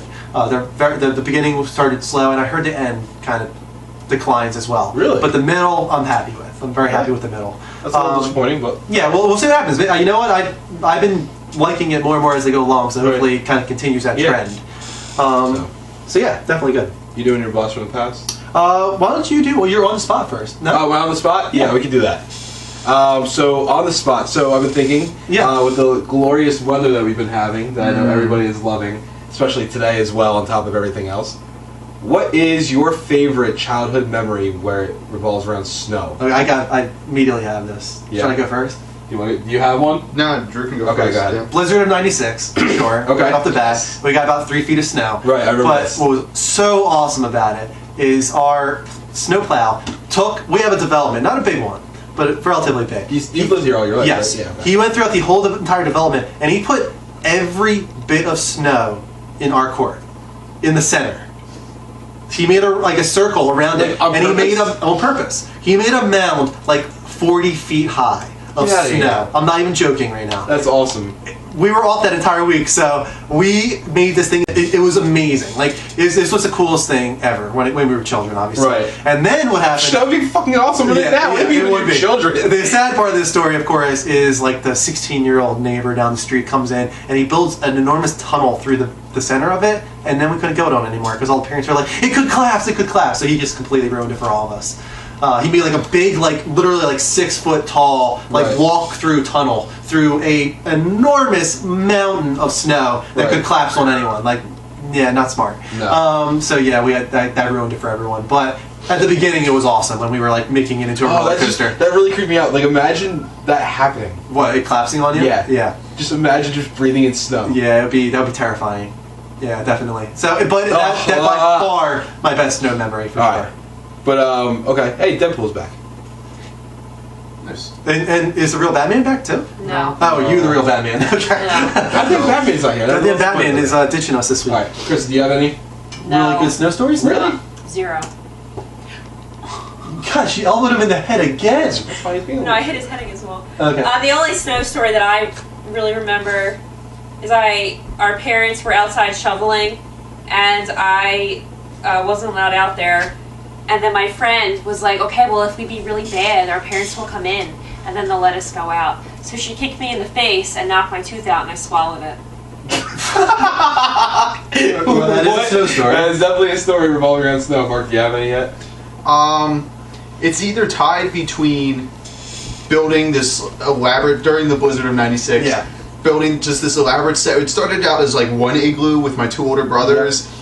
And then we just gradually progressed down the front wall and building like separate lower patios, and it was just like this entire outdoor snow fort, Charles. It was basically a snow fort. It was just so cool because it was right next to the driveway, so all the snow from the driveways piled up on top. It got extra high. Yeah, I mean, you think about it, 3 feet at the time. I mean, we were 8 years old. Right. We had to be like 4 feet tall. Yeah. We probably were barely out of that snow. That had to be awesome. I don't remember it well enough. It was the worst plan ever. That's funny. But go ahead. Yeah, I got kicked right in the face. All right, so I don't have one particular one. Okay. Just because when I was trying to think of one, I have so many. Like when I was a kid, snow was the perfect thing. So we had a great development. Have you ever been? Yeah, you used to come to my house. Yeah. So we were on that hill, and there's one house on the hill in particular where it's a huge hill like that, and then the whole street is a giant hill. So you were able to actually sled down that hill from that guy's house all the way down the street. Yeah. So that was awesome because you would literally go, and it's no one knows my street, but it's long. Yeah. How long would you sit? And it's all downhill. Yeah. You know what I'm talking about? Yeah. That one guy with how long would you sit from back from Machoni's house? Yeah, it's I mean, it's a long distance. That's a long long ways to That's go. a nice sled ride. So that was a nice, fun ride, especially Yeah. if you got all the way to the end, because most of the time you did, you hit a car. So like, it's really entertaining. But then actually that person's house I just said, she had a very good hill as well. So we would always go to her house. But the funny thing is that creek that runs behind our houses was right there. So if you did it well enough, we actually would pack like, you know, snow ramps and everything with our sleds. So you'd fly off them, but a couple times if you went really fast, you'd actually land in the water and you would skate across the water with your sled. So that was actually really Who has awesome. the best snow story? Yeah, we want to hear from you. Before we move on, actually, if anyone wants to call in, maybe get one caller with a really good snow story. We'll move on, but still, it has to be the best one. But if But you guys who here has the best? have a really good snow story, please call us on Skype, the Level Up Show, audio only, please, as Mark just put. We'd love to hear a really good snow story. Right. Do you want me to go into while we? Go ahead. Yeah, I'll do my blast from the past real quick. I want to talk about like an arcade title actually from when I was younger. Does anyone remember Alien Crush? I don't think you would, Mark. No. Yeah, Alien Crush. It might have been multi-platform. Double J Rock. We're from New Jersey actually. It was for TurboGrafx, but it might have been a multi-platform game. It was the first pinball game I ever played, and it was actually kind of dark and like real, like moody. It was, it had very Alien, Ridley Scott Aliens feel, and it was all about like you had to like shoot yourself into like aliens' mouths. Kristen was just attacked by the dog. Oh God! He bit my leg so hard. Oh, it's like Family Guy. Anyway. But this game was really cool at the time for me because you only had like two screens, right? You could shoot up onto the above screen or below screen. Let me see if I can actually get like the YouTube going here for a sec. And then you also had all these hidden like probably like 4 hidden areas where you have like mini games using the pinballs that you have to shoot. I really want to play the music. The music was really good. Where's YouTube? While we wait for Mike, who is currently taking a piss. Hey! What? Am I not allowed to say that? that? It's okay. It's not a big deal. Look how sad I am. Sad Batman. Don't I look so sad? All right, here we go. Let's play some Alien Crush.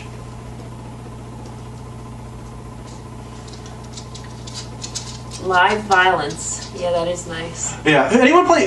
Did anyone say they played it yet on here? Anyone play Alien Crush or Devil's Crush? That I think was a sequel. This is the music from it right here. Our clock is mirrored. Very cool music. It was tough though. Like it was one of those games like where no matter what you couldn't dodge falling into like the pit every now and then. It just happened. TurboGrafx had a lot of great memories for me because that was my first. I should be able to see if I can play this on the screen for you guys. This is Alien Crush. Yes, this is a video game show. That's the title screen in reverse, mirrored. Ooh, Ghost Game fell through a frozen pond. Oh no. Does anyone remember this game? Oh yeah. How can you not remember that? Or wait, something similar. You might have played Devil's Crush or something. This is Alien Crush. Awesome music. I'm showing off Alien Crush right now. It was an awesome game. Awesome music. Oh god. Alrighty. Now that we have Mike back, you can do your rant. I'm gonna pause this. I need to look up the song that you had planned because I needed to use YouTube. Oh damn it! Sorry. I'm gonna search it again. What is it? What is it called? I'll get it again. Don't worry. Okay, you got it at the end? Yeah, I'll get it at the end. So you have a rant this week. I do. I actually don't even feel like ranting. It stinks because that's actually the funny part when I actually want to rant. You need to rant. I need to rant. Alright. So, I've been getting kind of annoyed. We actually even touched on this a little bit last week, just with something that happened. But I even actually touched on this a little bit in a different form a few weeks ago with my first rant, where I, complained about the attitudes of gamers in general, and our attitude towards others, and we need that was more, specifically fanboyism. specifically fanboyism, but as gamers, we really need to unite because there's a lot of people that are against us already as it is. Yeah. And we're not really doing very much to help ourselves. We're looked at as a childish, immature industry. And we are. We're very childish. We're very immature, especially when it comes to this next topic. And it's been blowing up the whole thing the whole time tonight too. Yeah. You know, even though we've been on 11 times, it's still happening. It happened earlier this week with my friend. You know, it happened earlier actually this afternoon with my friend. You know, when I was actually there with her. You know, it's getting really annoying. This whole attitude we have towards girls gamers. You know, Kristen, you know, is a gamer, and not even the strictest sense, but she's a gamer. But when we the come fact on that here, I do this show with you guys makes me a gamer. no, it just makes you that. Yeah, it makes you a loser. Yeah. Just like us. She used to be a much bigger gamer, but she does play games here and there now. But it's really annoying. Like when you go on Call of Duty or anything like that, the moment that a girl speaks on one of those things, everybody just blows up. People's ways of playing the game completely changes. You have a guy that's on their team that's, you know, letting himself get killed for her. They become martyrs, and it's just guys being pathetic, you know, almost, you know, cliche pigs in a way, and it's really getting annoying. You know, we had the call earlier from Fleecy, and I don't know if you even noticed it. Me and you, it was a great call. She had some great points that she brought up. It was a great conversation. What the hell is that? But the whole room, anything in the chat for the next, you know, 10 minutes, people were going on like, hey, Fleecy, great questions. Hey, Fleecy, that was awesome. And it's just like, dude, it's a girl.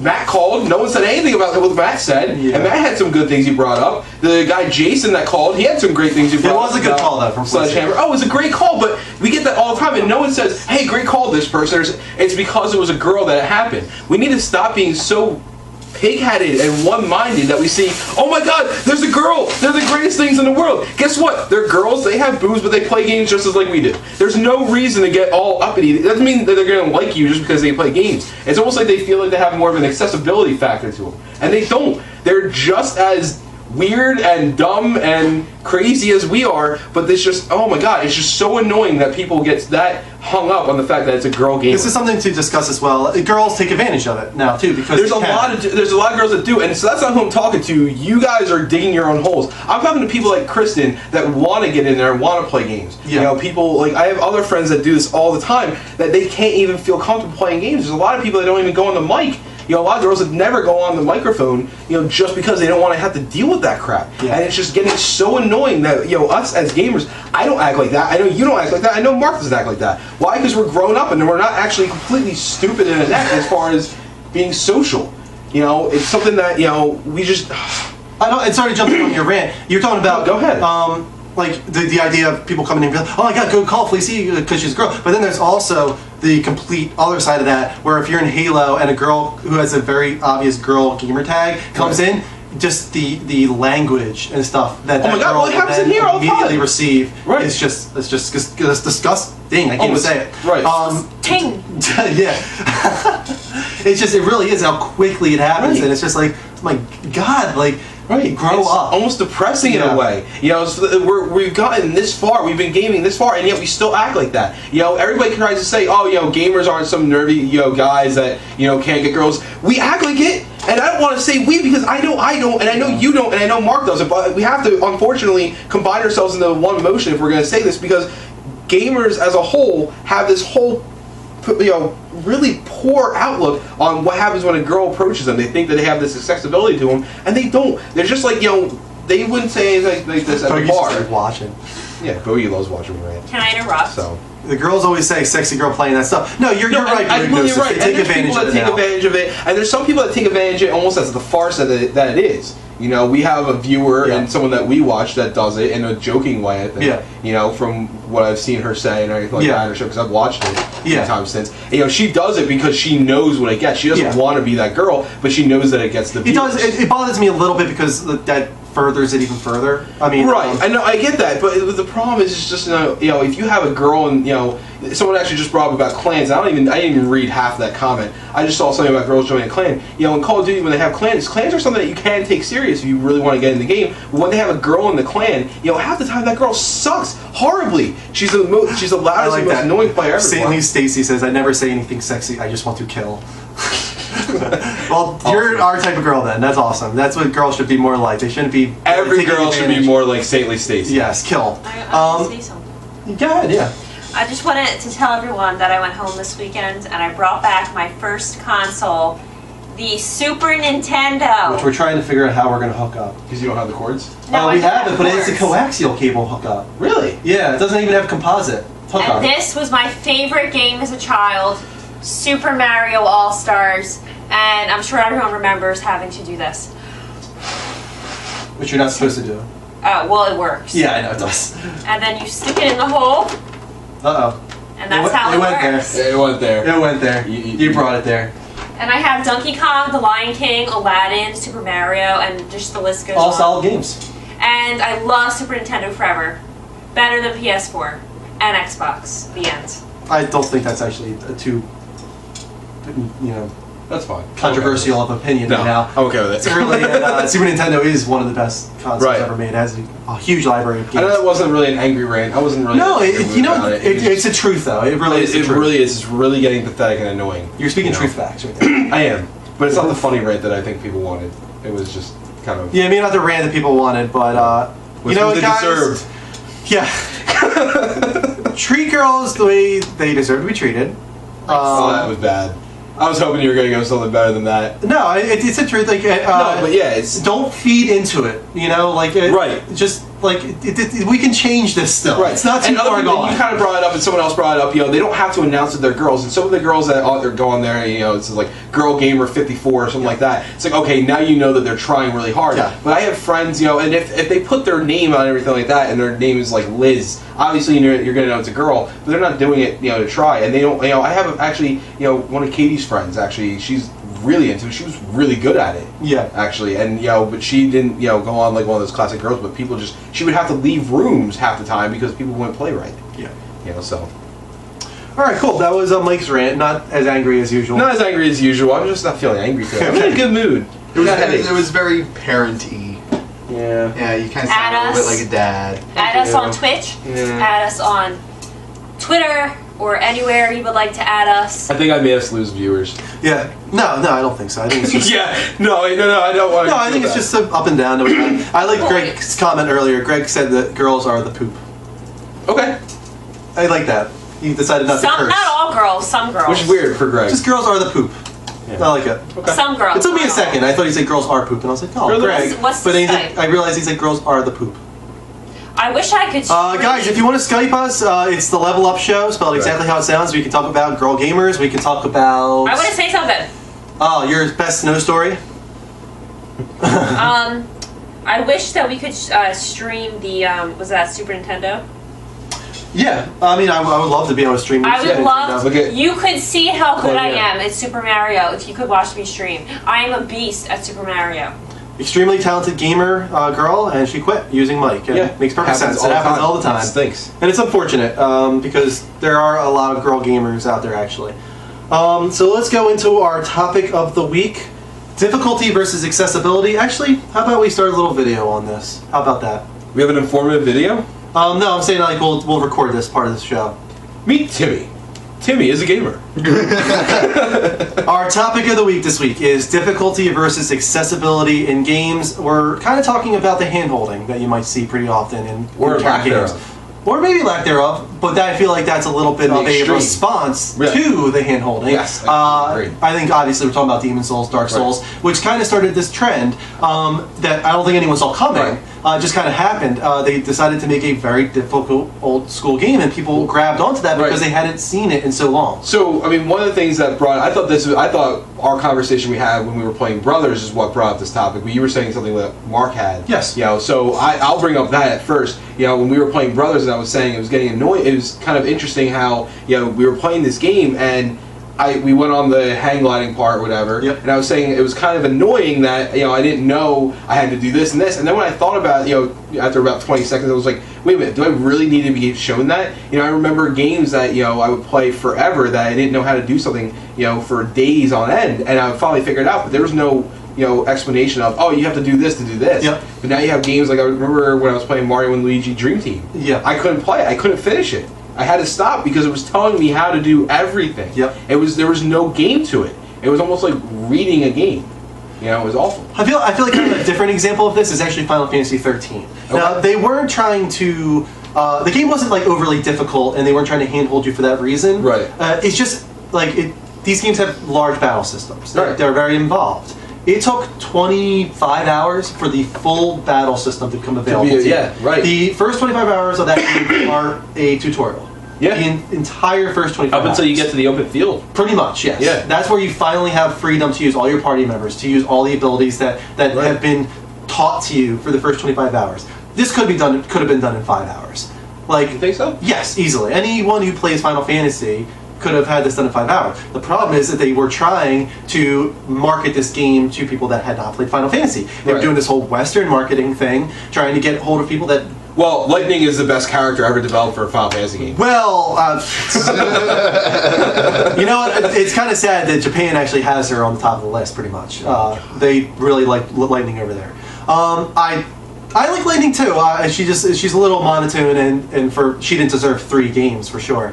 But that's not my problem with Final Fantasy 13. The problem is that it takes 25 hours to really get going.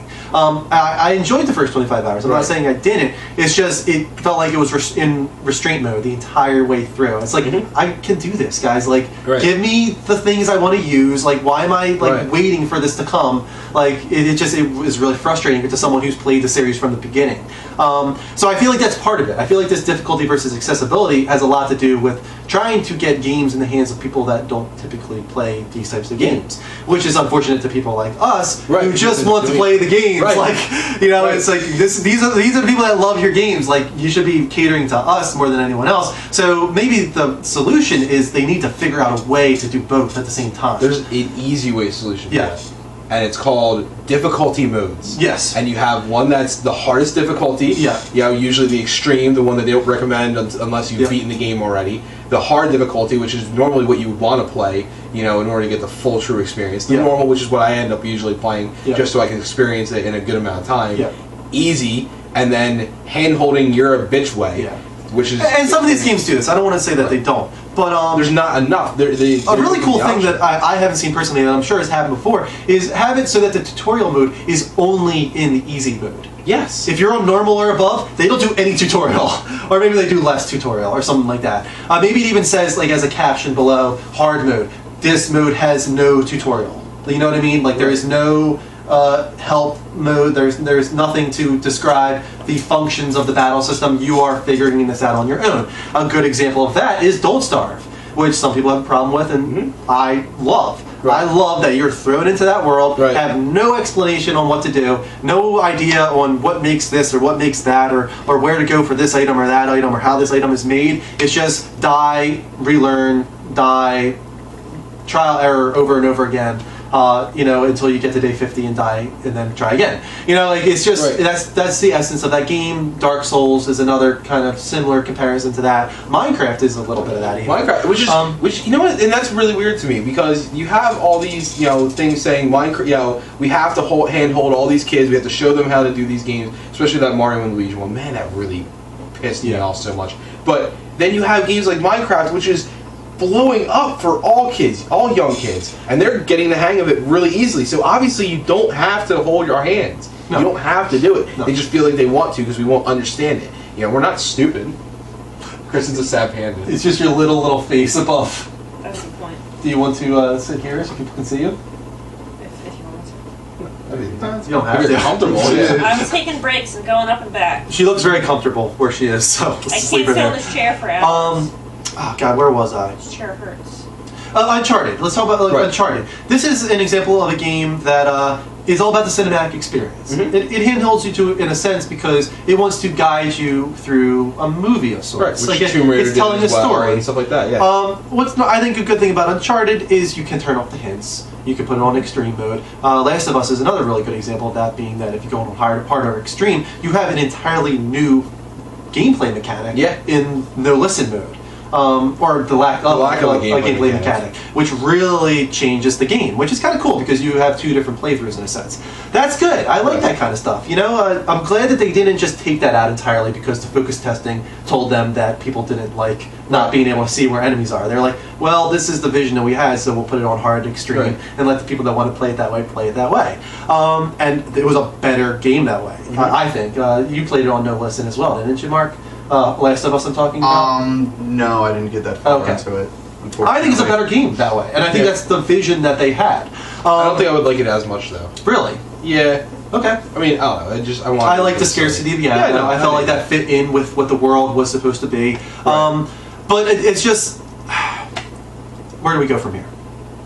Where do we go from here? Yeah, like I'm trying to think. Like, okay, Demon Souls and Dark Souls kind of started a thing right now. Right. Devil May Cry even has a great way of doing it. Like at the beginning of Devil May Cry, there's a lot of different battle mechanics and everything like that, and you're showing some of them. You are held in the hands, but some of them it's kind of cool where you're running through this one area and you walk up to something and it kind of does like a little bubble. And if you remember like Super Mario World, where when you first, you can hit the little, raspberry fruit things, and it tells you the hint, but if you don't need to hit, you don't have to hit it. Yeah. So that's actually a perfect way of doing it. Let me walk up to something, let me get to something that will tell me quickly without stopping my gameplay. It's when it stops my gameplay that really pisses me off. I'm trying to flow with it. It doesn't I saw a Celtics fan say that there needs to be a return to the glory days of like single-player PS1 titles, and I completely agree with this. I've never been a multiplayer guy. I would love to go back to the days of just this single-player focused story campaign with no multiplayer bringing it down. Here's the problem: we're already pretty much there in a way. Sometimes one of the biggest issues that people are having with games right now is you went from having single-player games, a lot of single-player games like that, what you're talking about, but a lot of games where you could do couch co-op, and now you have no games that you can do couch co-op. Yeah, it's hard. There's like I can literally probably count all of them on my hands. Well, yeah, I mean it's gone towards online multiplayer, and there's obviously a space for that. But I think you're seeing it's just a diverse market now with indie, especially that you are seeing return to that kind of stuff. You're seeing these single player focused experiences. The Order is going to be one of them. That's not an indie title, but I'm happy to see that Naughty Dog and now Sony Bend, maybe possibly, and Ready at Dawn, who's working on The Order, they're focusing on single player. They're trying to tell a story. Right. And a lot of people have a problem with that. Quantic Dream is another one. A lot of people have a problem with games trying to tell a story, but there is definitely an audience market for that. And listen, if you don't like that type of game, if it's one game and it's bad, we have no problem saying it's a bad game. But if you just don't like that genre, then just don't play it. Yep. It's not saying you don't have to play every game out there. I'm sure there's a ton of people that don't play sports games and stuff like that. You don't have to play every game made. It's just that, it's there and there's an audience, and I actually like stuff like that. Heavy Rain was one of my favorite games. Super Sosa, do you have a question? I keep saying we're ignoring questions. Yeah. If you have a question, Super Sosa, say it, and if you see it, Mark, just point it out to me. If you see a question from Super Sosa. But anyone, I would kind of hear what people have to say. I wish they would call in more. WWE 2014. Sorry, what was that? WWE 2014. I've never played it. So I can't speak about WWE 2014. I saw it a couple times. I'm not gonna lie, I didn't see the question. I just saw something about WWE. I haven't played a wrestling game since like NWO Revenge. We actually talked about this. Yeah, I love that game. Yeah. But I don't play a lot of wrestling games, Super so sorry about that. Does anyone have any comments they want to make on how they feel about difficulty or accessibility or the hand-holding that you might see in certain games? Like, how do you feel about it? Things like Dark Souls, because they came in almost to combat all the hand. Let me open up Skype again. Make sure you guys can call in. Sorry, it's Twitter. And then we're going to close up very soon, so this might be the end of it all. Yeah. Daryl tried to call 4 times. I must have missed that. I think when you don't have the app open, it doesn't. Doug tried to call too. Let me try calling Doug. See if Doug has anything to say. He's been commenting, so it's actually a really interesting conversation. Doug, answer the phone, Doug. Doug. Hey guys. Hey man, how you doing? Doug. Sorry we missed your call earlier. Did you hear us talking about difficulty versus accessibility in games at all? Yeah, actually, I was just paying attention to that. I was kind of curious. I don't know if any of you guys play MMOs anymore. I'm gonna get into it. I never. You gotta remember, we never did. I sat there when you guys tried playing it the one time, and I just didn't bother. So Mark used to, but he stopped. It sounds like Elder Scrolls Online might be one of the ones that we all try and get into. And then there's also Final Fantasy 14, which I'd love to get into. If it turns out that the first couple months are free or something, I'll definitely get on that. Yeah. Final Fantasy 14 was pretty good. Elder Scrolls is looking very, very good. Yeah. I kind of wanted to comment on, I guess, sort of the difficulty versus availability or whatever with WoW. So most people consider WoW to have been going slightly they're making it easier for people to get into, so on and so forth. They're starting this whole flex rating thing. Can you hear me? Yeah, I hear you fine. No problem, man. You're good. Awesome. They're starting this whole flex rating thing, which is kind of cool, and it makes it easier for people to get into the game and actually start digging into the content. And what's nice is they present the story there with you, and it follows along pretty easily. But there's been a lot of backlash, like people like me stopped playing because it was really, really easy, so on and so forth. But they're sort of starting to come out with this nice compromise of this like heroic like content thing where it's just like you get better gear, it's dead set at this, you need this number of people, but then also allowing for this sort of flexible rating sort of thing. Okay. I think they might be coming up with a pretty decent balance for that. Do you guys see that happening anywhere else? That's the thing. That's what we want to happen, but I don't really see it. Like I think the reason we brought it up is there's not enough companies that have a good idea on how to handle it overall. It's almost just one or the other. You know, you either have like a rogue game, which is all about dying and trial and error, or you've got this hand-holding type experience, like Super Meat Boy. God, that game was. Yeah, it's either one or the other. It feels like, and it's good to see that at least WoW is kind of forming a compromise of sorts. But, you know, it doesn't happen too often. No. It doesn't seem. That's the problem. And we're hoping that changes because, and we were kind of saying that Dark Souls and Demon Souls may have started something up, you know, with this kind of return of high, like rolling difficulty as kind of being an attraction to a game. Now, Dark Souls 2, there's already rumors that it's going to have kind of been dumbed down, or maybe they're going to have a mode to dumb it down for the people that don't want that experience. But I'd be fine with that. As long as there's still the core experience that the Dark Souls, Demon Souls fans want, then there's no issue there, right? Yeah. No, I think the big thing, the reason Dark Souls ended up being so successful was that you have a game that is inherently very, very difficult. Right. But it's not just random difficulty piled on top of you where you feel like you're just being like one shot or killed randomly. Like you see the mistake you made and you know it was your fault and how to correct it. Yeah, definitely. It's never that like, oh, there's just a million things flying at me, I'm going to die. Yeah, that's totally the reward of that game is learning from your mistakes and correcting yourself. Same with Don't Starve. That's what is so attractive about those games. It's not even necessarily difficult. It's just unforgiving. Yeah, you screw up, you're dead. Yeah, yes, absolutely. Yeah, definitely. I think it's going to be hard for developers to find a good balance of a way to make games difficult without making them impossible at certain points. Yeah, that's what the whole focus testing, I guess, is for. But that's where you start running into problems. Actually, is when you do focus testing, because those aren't the people that you really want to be focus testing. Right. Yeah, so that's where the problems come. Thanks for talking to us, man. Not a problem. I'll let you guys finish this up. All right, see you, man. Later. Amazon, you dick. All right, I'm gonna call Daryl real quick, and I think we'll end on that. Yeah, hopefully he'll call, or he'll take the call. I think we should end with Greg calling. Yeah, I'll try calling Greg maybe.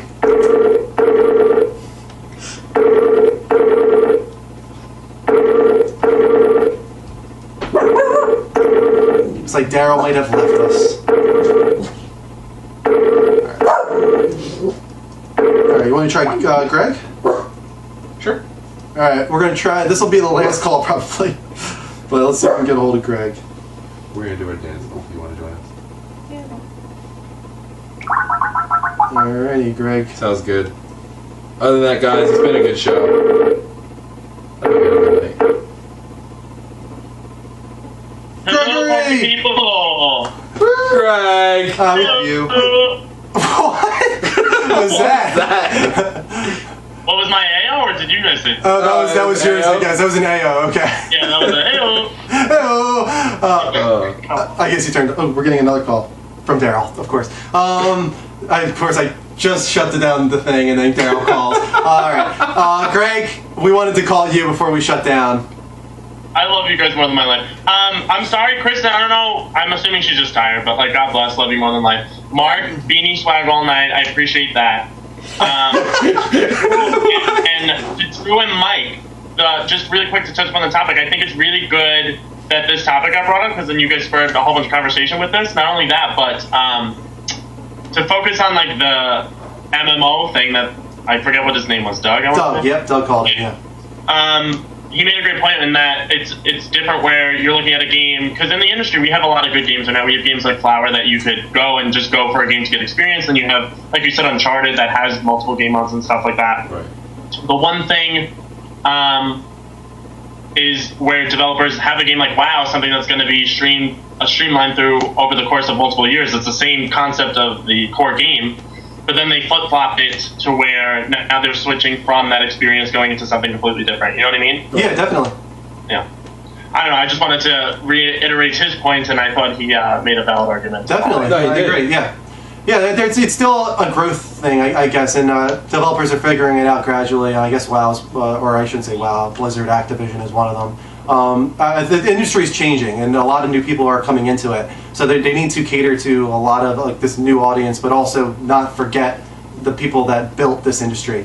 Yeah, exactly. And it's right from a brain hole. Yeah, it's a balancing act for sure. All right, man. Thanks so much. I'm gonna call Daryl real quick because I feel bad. All right. God bless. I'll see y'all soon. Woo! See you, Greg. Hey-o. Hey-o. All right. Daryl, I'm gonna call you. I'm sorry. All right. We should just call people from now on. We should, yeah. That should be our new segment. Not only heard me. We should just call random person that calls before. Yeah. Can you guys hear me? Yeah, we hear you, man. Okay, I'm on my Xbox One, so I've never done this before. Oh, cool. This is cool. I like this. All right. Yeah, I wanted to, do you have anything to say about difficulty versus accessibility in games, Daryl? I know one game, I can't think, actually, it starts with Soul. I can't think of the second part of it. Soul Sacrifice? No, it's a really hard game. I can't get like past the first 10 minutes of it. I mean, that seems like an obvious answer, but Demon Souls or Dark Souls? Dark Souls, that's it. Okay. Yeah, that's exactly what the name of that game is. I mean, that's the point of that game, is that this unforgiving nature where you're learning from your mistakes, and that's the reward. Right. So I'm guessing you quit on it, though. Yeah, I couldn't get, I stopped playing it. It's not for everyone, you know, it's definitely not for everyone, but I like that there is that kind of genre now, almost of sorts, coming back. It's something that, like, Super Meat Boy is another example of it. But it was, you know, when you were playing these old NES games that didn't have save systems, the reason that you had such longevity... Mega Man 9. Yeah, like Mega Man. Like, the longevity from those games came from dying so often, having to start all the way from the beginning, which is kind of a rogue-type game now. Right. So they're bringing that back a little bit, and I think it attracts a lot of those old-school gamers, which I guess is not for you, but... is there any? So, what do you think about like hand-holding though? Do you think that some of these games are actually a little bit too hand-holdy? Yeah, I think a lot of games should just let you kind of do what you want to do. Yeah, just throw you in. Yeah. Like Don't Starve. Yeah. Yeah. Is there any games you've played recently that kind of that you can think of that are too hand-holdy? Hand-holdy. Sorry, can't speak right now. Jesus. Let's see. Not really too bad. I mean, Tomb Raider kind of is a little bit, but not, you know. It's a little more linear than I think. It had this open world, but it's not open world. It's linear with like a big world. It's not open world, which is kind of what they advertised that, but it's not what that was. Yeah, but I think Tomb Raider was okay. I was just gonna say, Mike, Project Spark is actually looking pretty good. Yeah. Are you in on the beta? Yeah. Yeah, I thought lucky. So. I for some reason I didn't get my invite. I know you said that you got yours. I wanted to see it. I know. You know what? I got mine for. Are you using it on the PC or on your Xbox? PC right now. Okay. I wonder if they just didn't do it for Xbox. I got a PC invite. Okay. So they haven't done the Xbox One yet. They did say though, if you use your same account through Windows with your Xbox One, you can use it on both. Which I don't. So I'm screwed with that. But no, I mean, I'm hoping it's good. Drew has no hope for that whatsoever, but I'm actually... you're not even shy about it. You're like, no. Well, I'm not getting an Xbox One. Right. There's going to be a lot of microtransactions, though. Yeah, probably. Yeah, it's a little bit of a Little Big Planet clone, but they're trying to take it a little further, it seems, which is cool. I'd like to see maybe if the same thing happens with Little Big Planet and they try and take that further as well, and maybe there's this competition that forms. That could be kind of cool. Sounds you got a lot to deal with over there, man. Thanks for calling, though. Oh, no problem. All right, take care. Man. Bye. Someone saying Hotline Miami is another great example of the die and retry. Yeah, that is. I play a little bit of that. That's a weird game, but very quirky and kind of like Drive, like 80s style thing. Kind of creepy, actually. Right. But pretty cool. That was a good show. Yeah, definitely.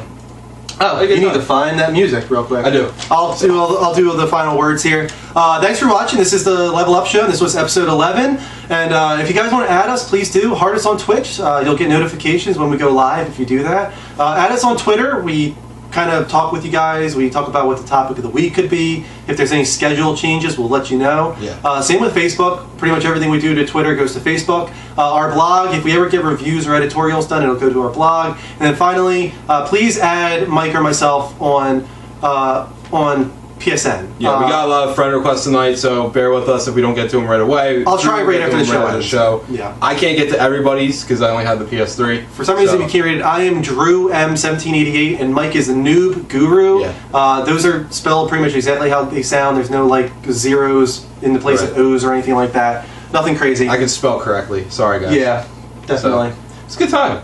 Thanks again to Blue Ignosis for our new intro theme.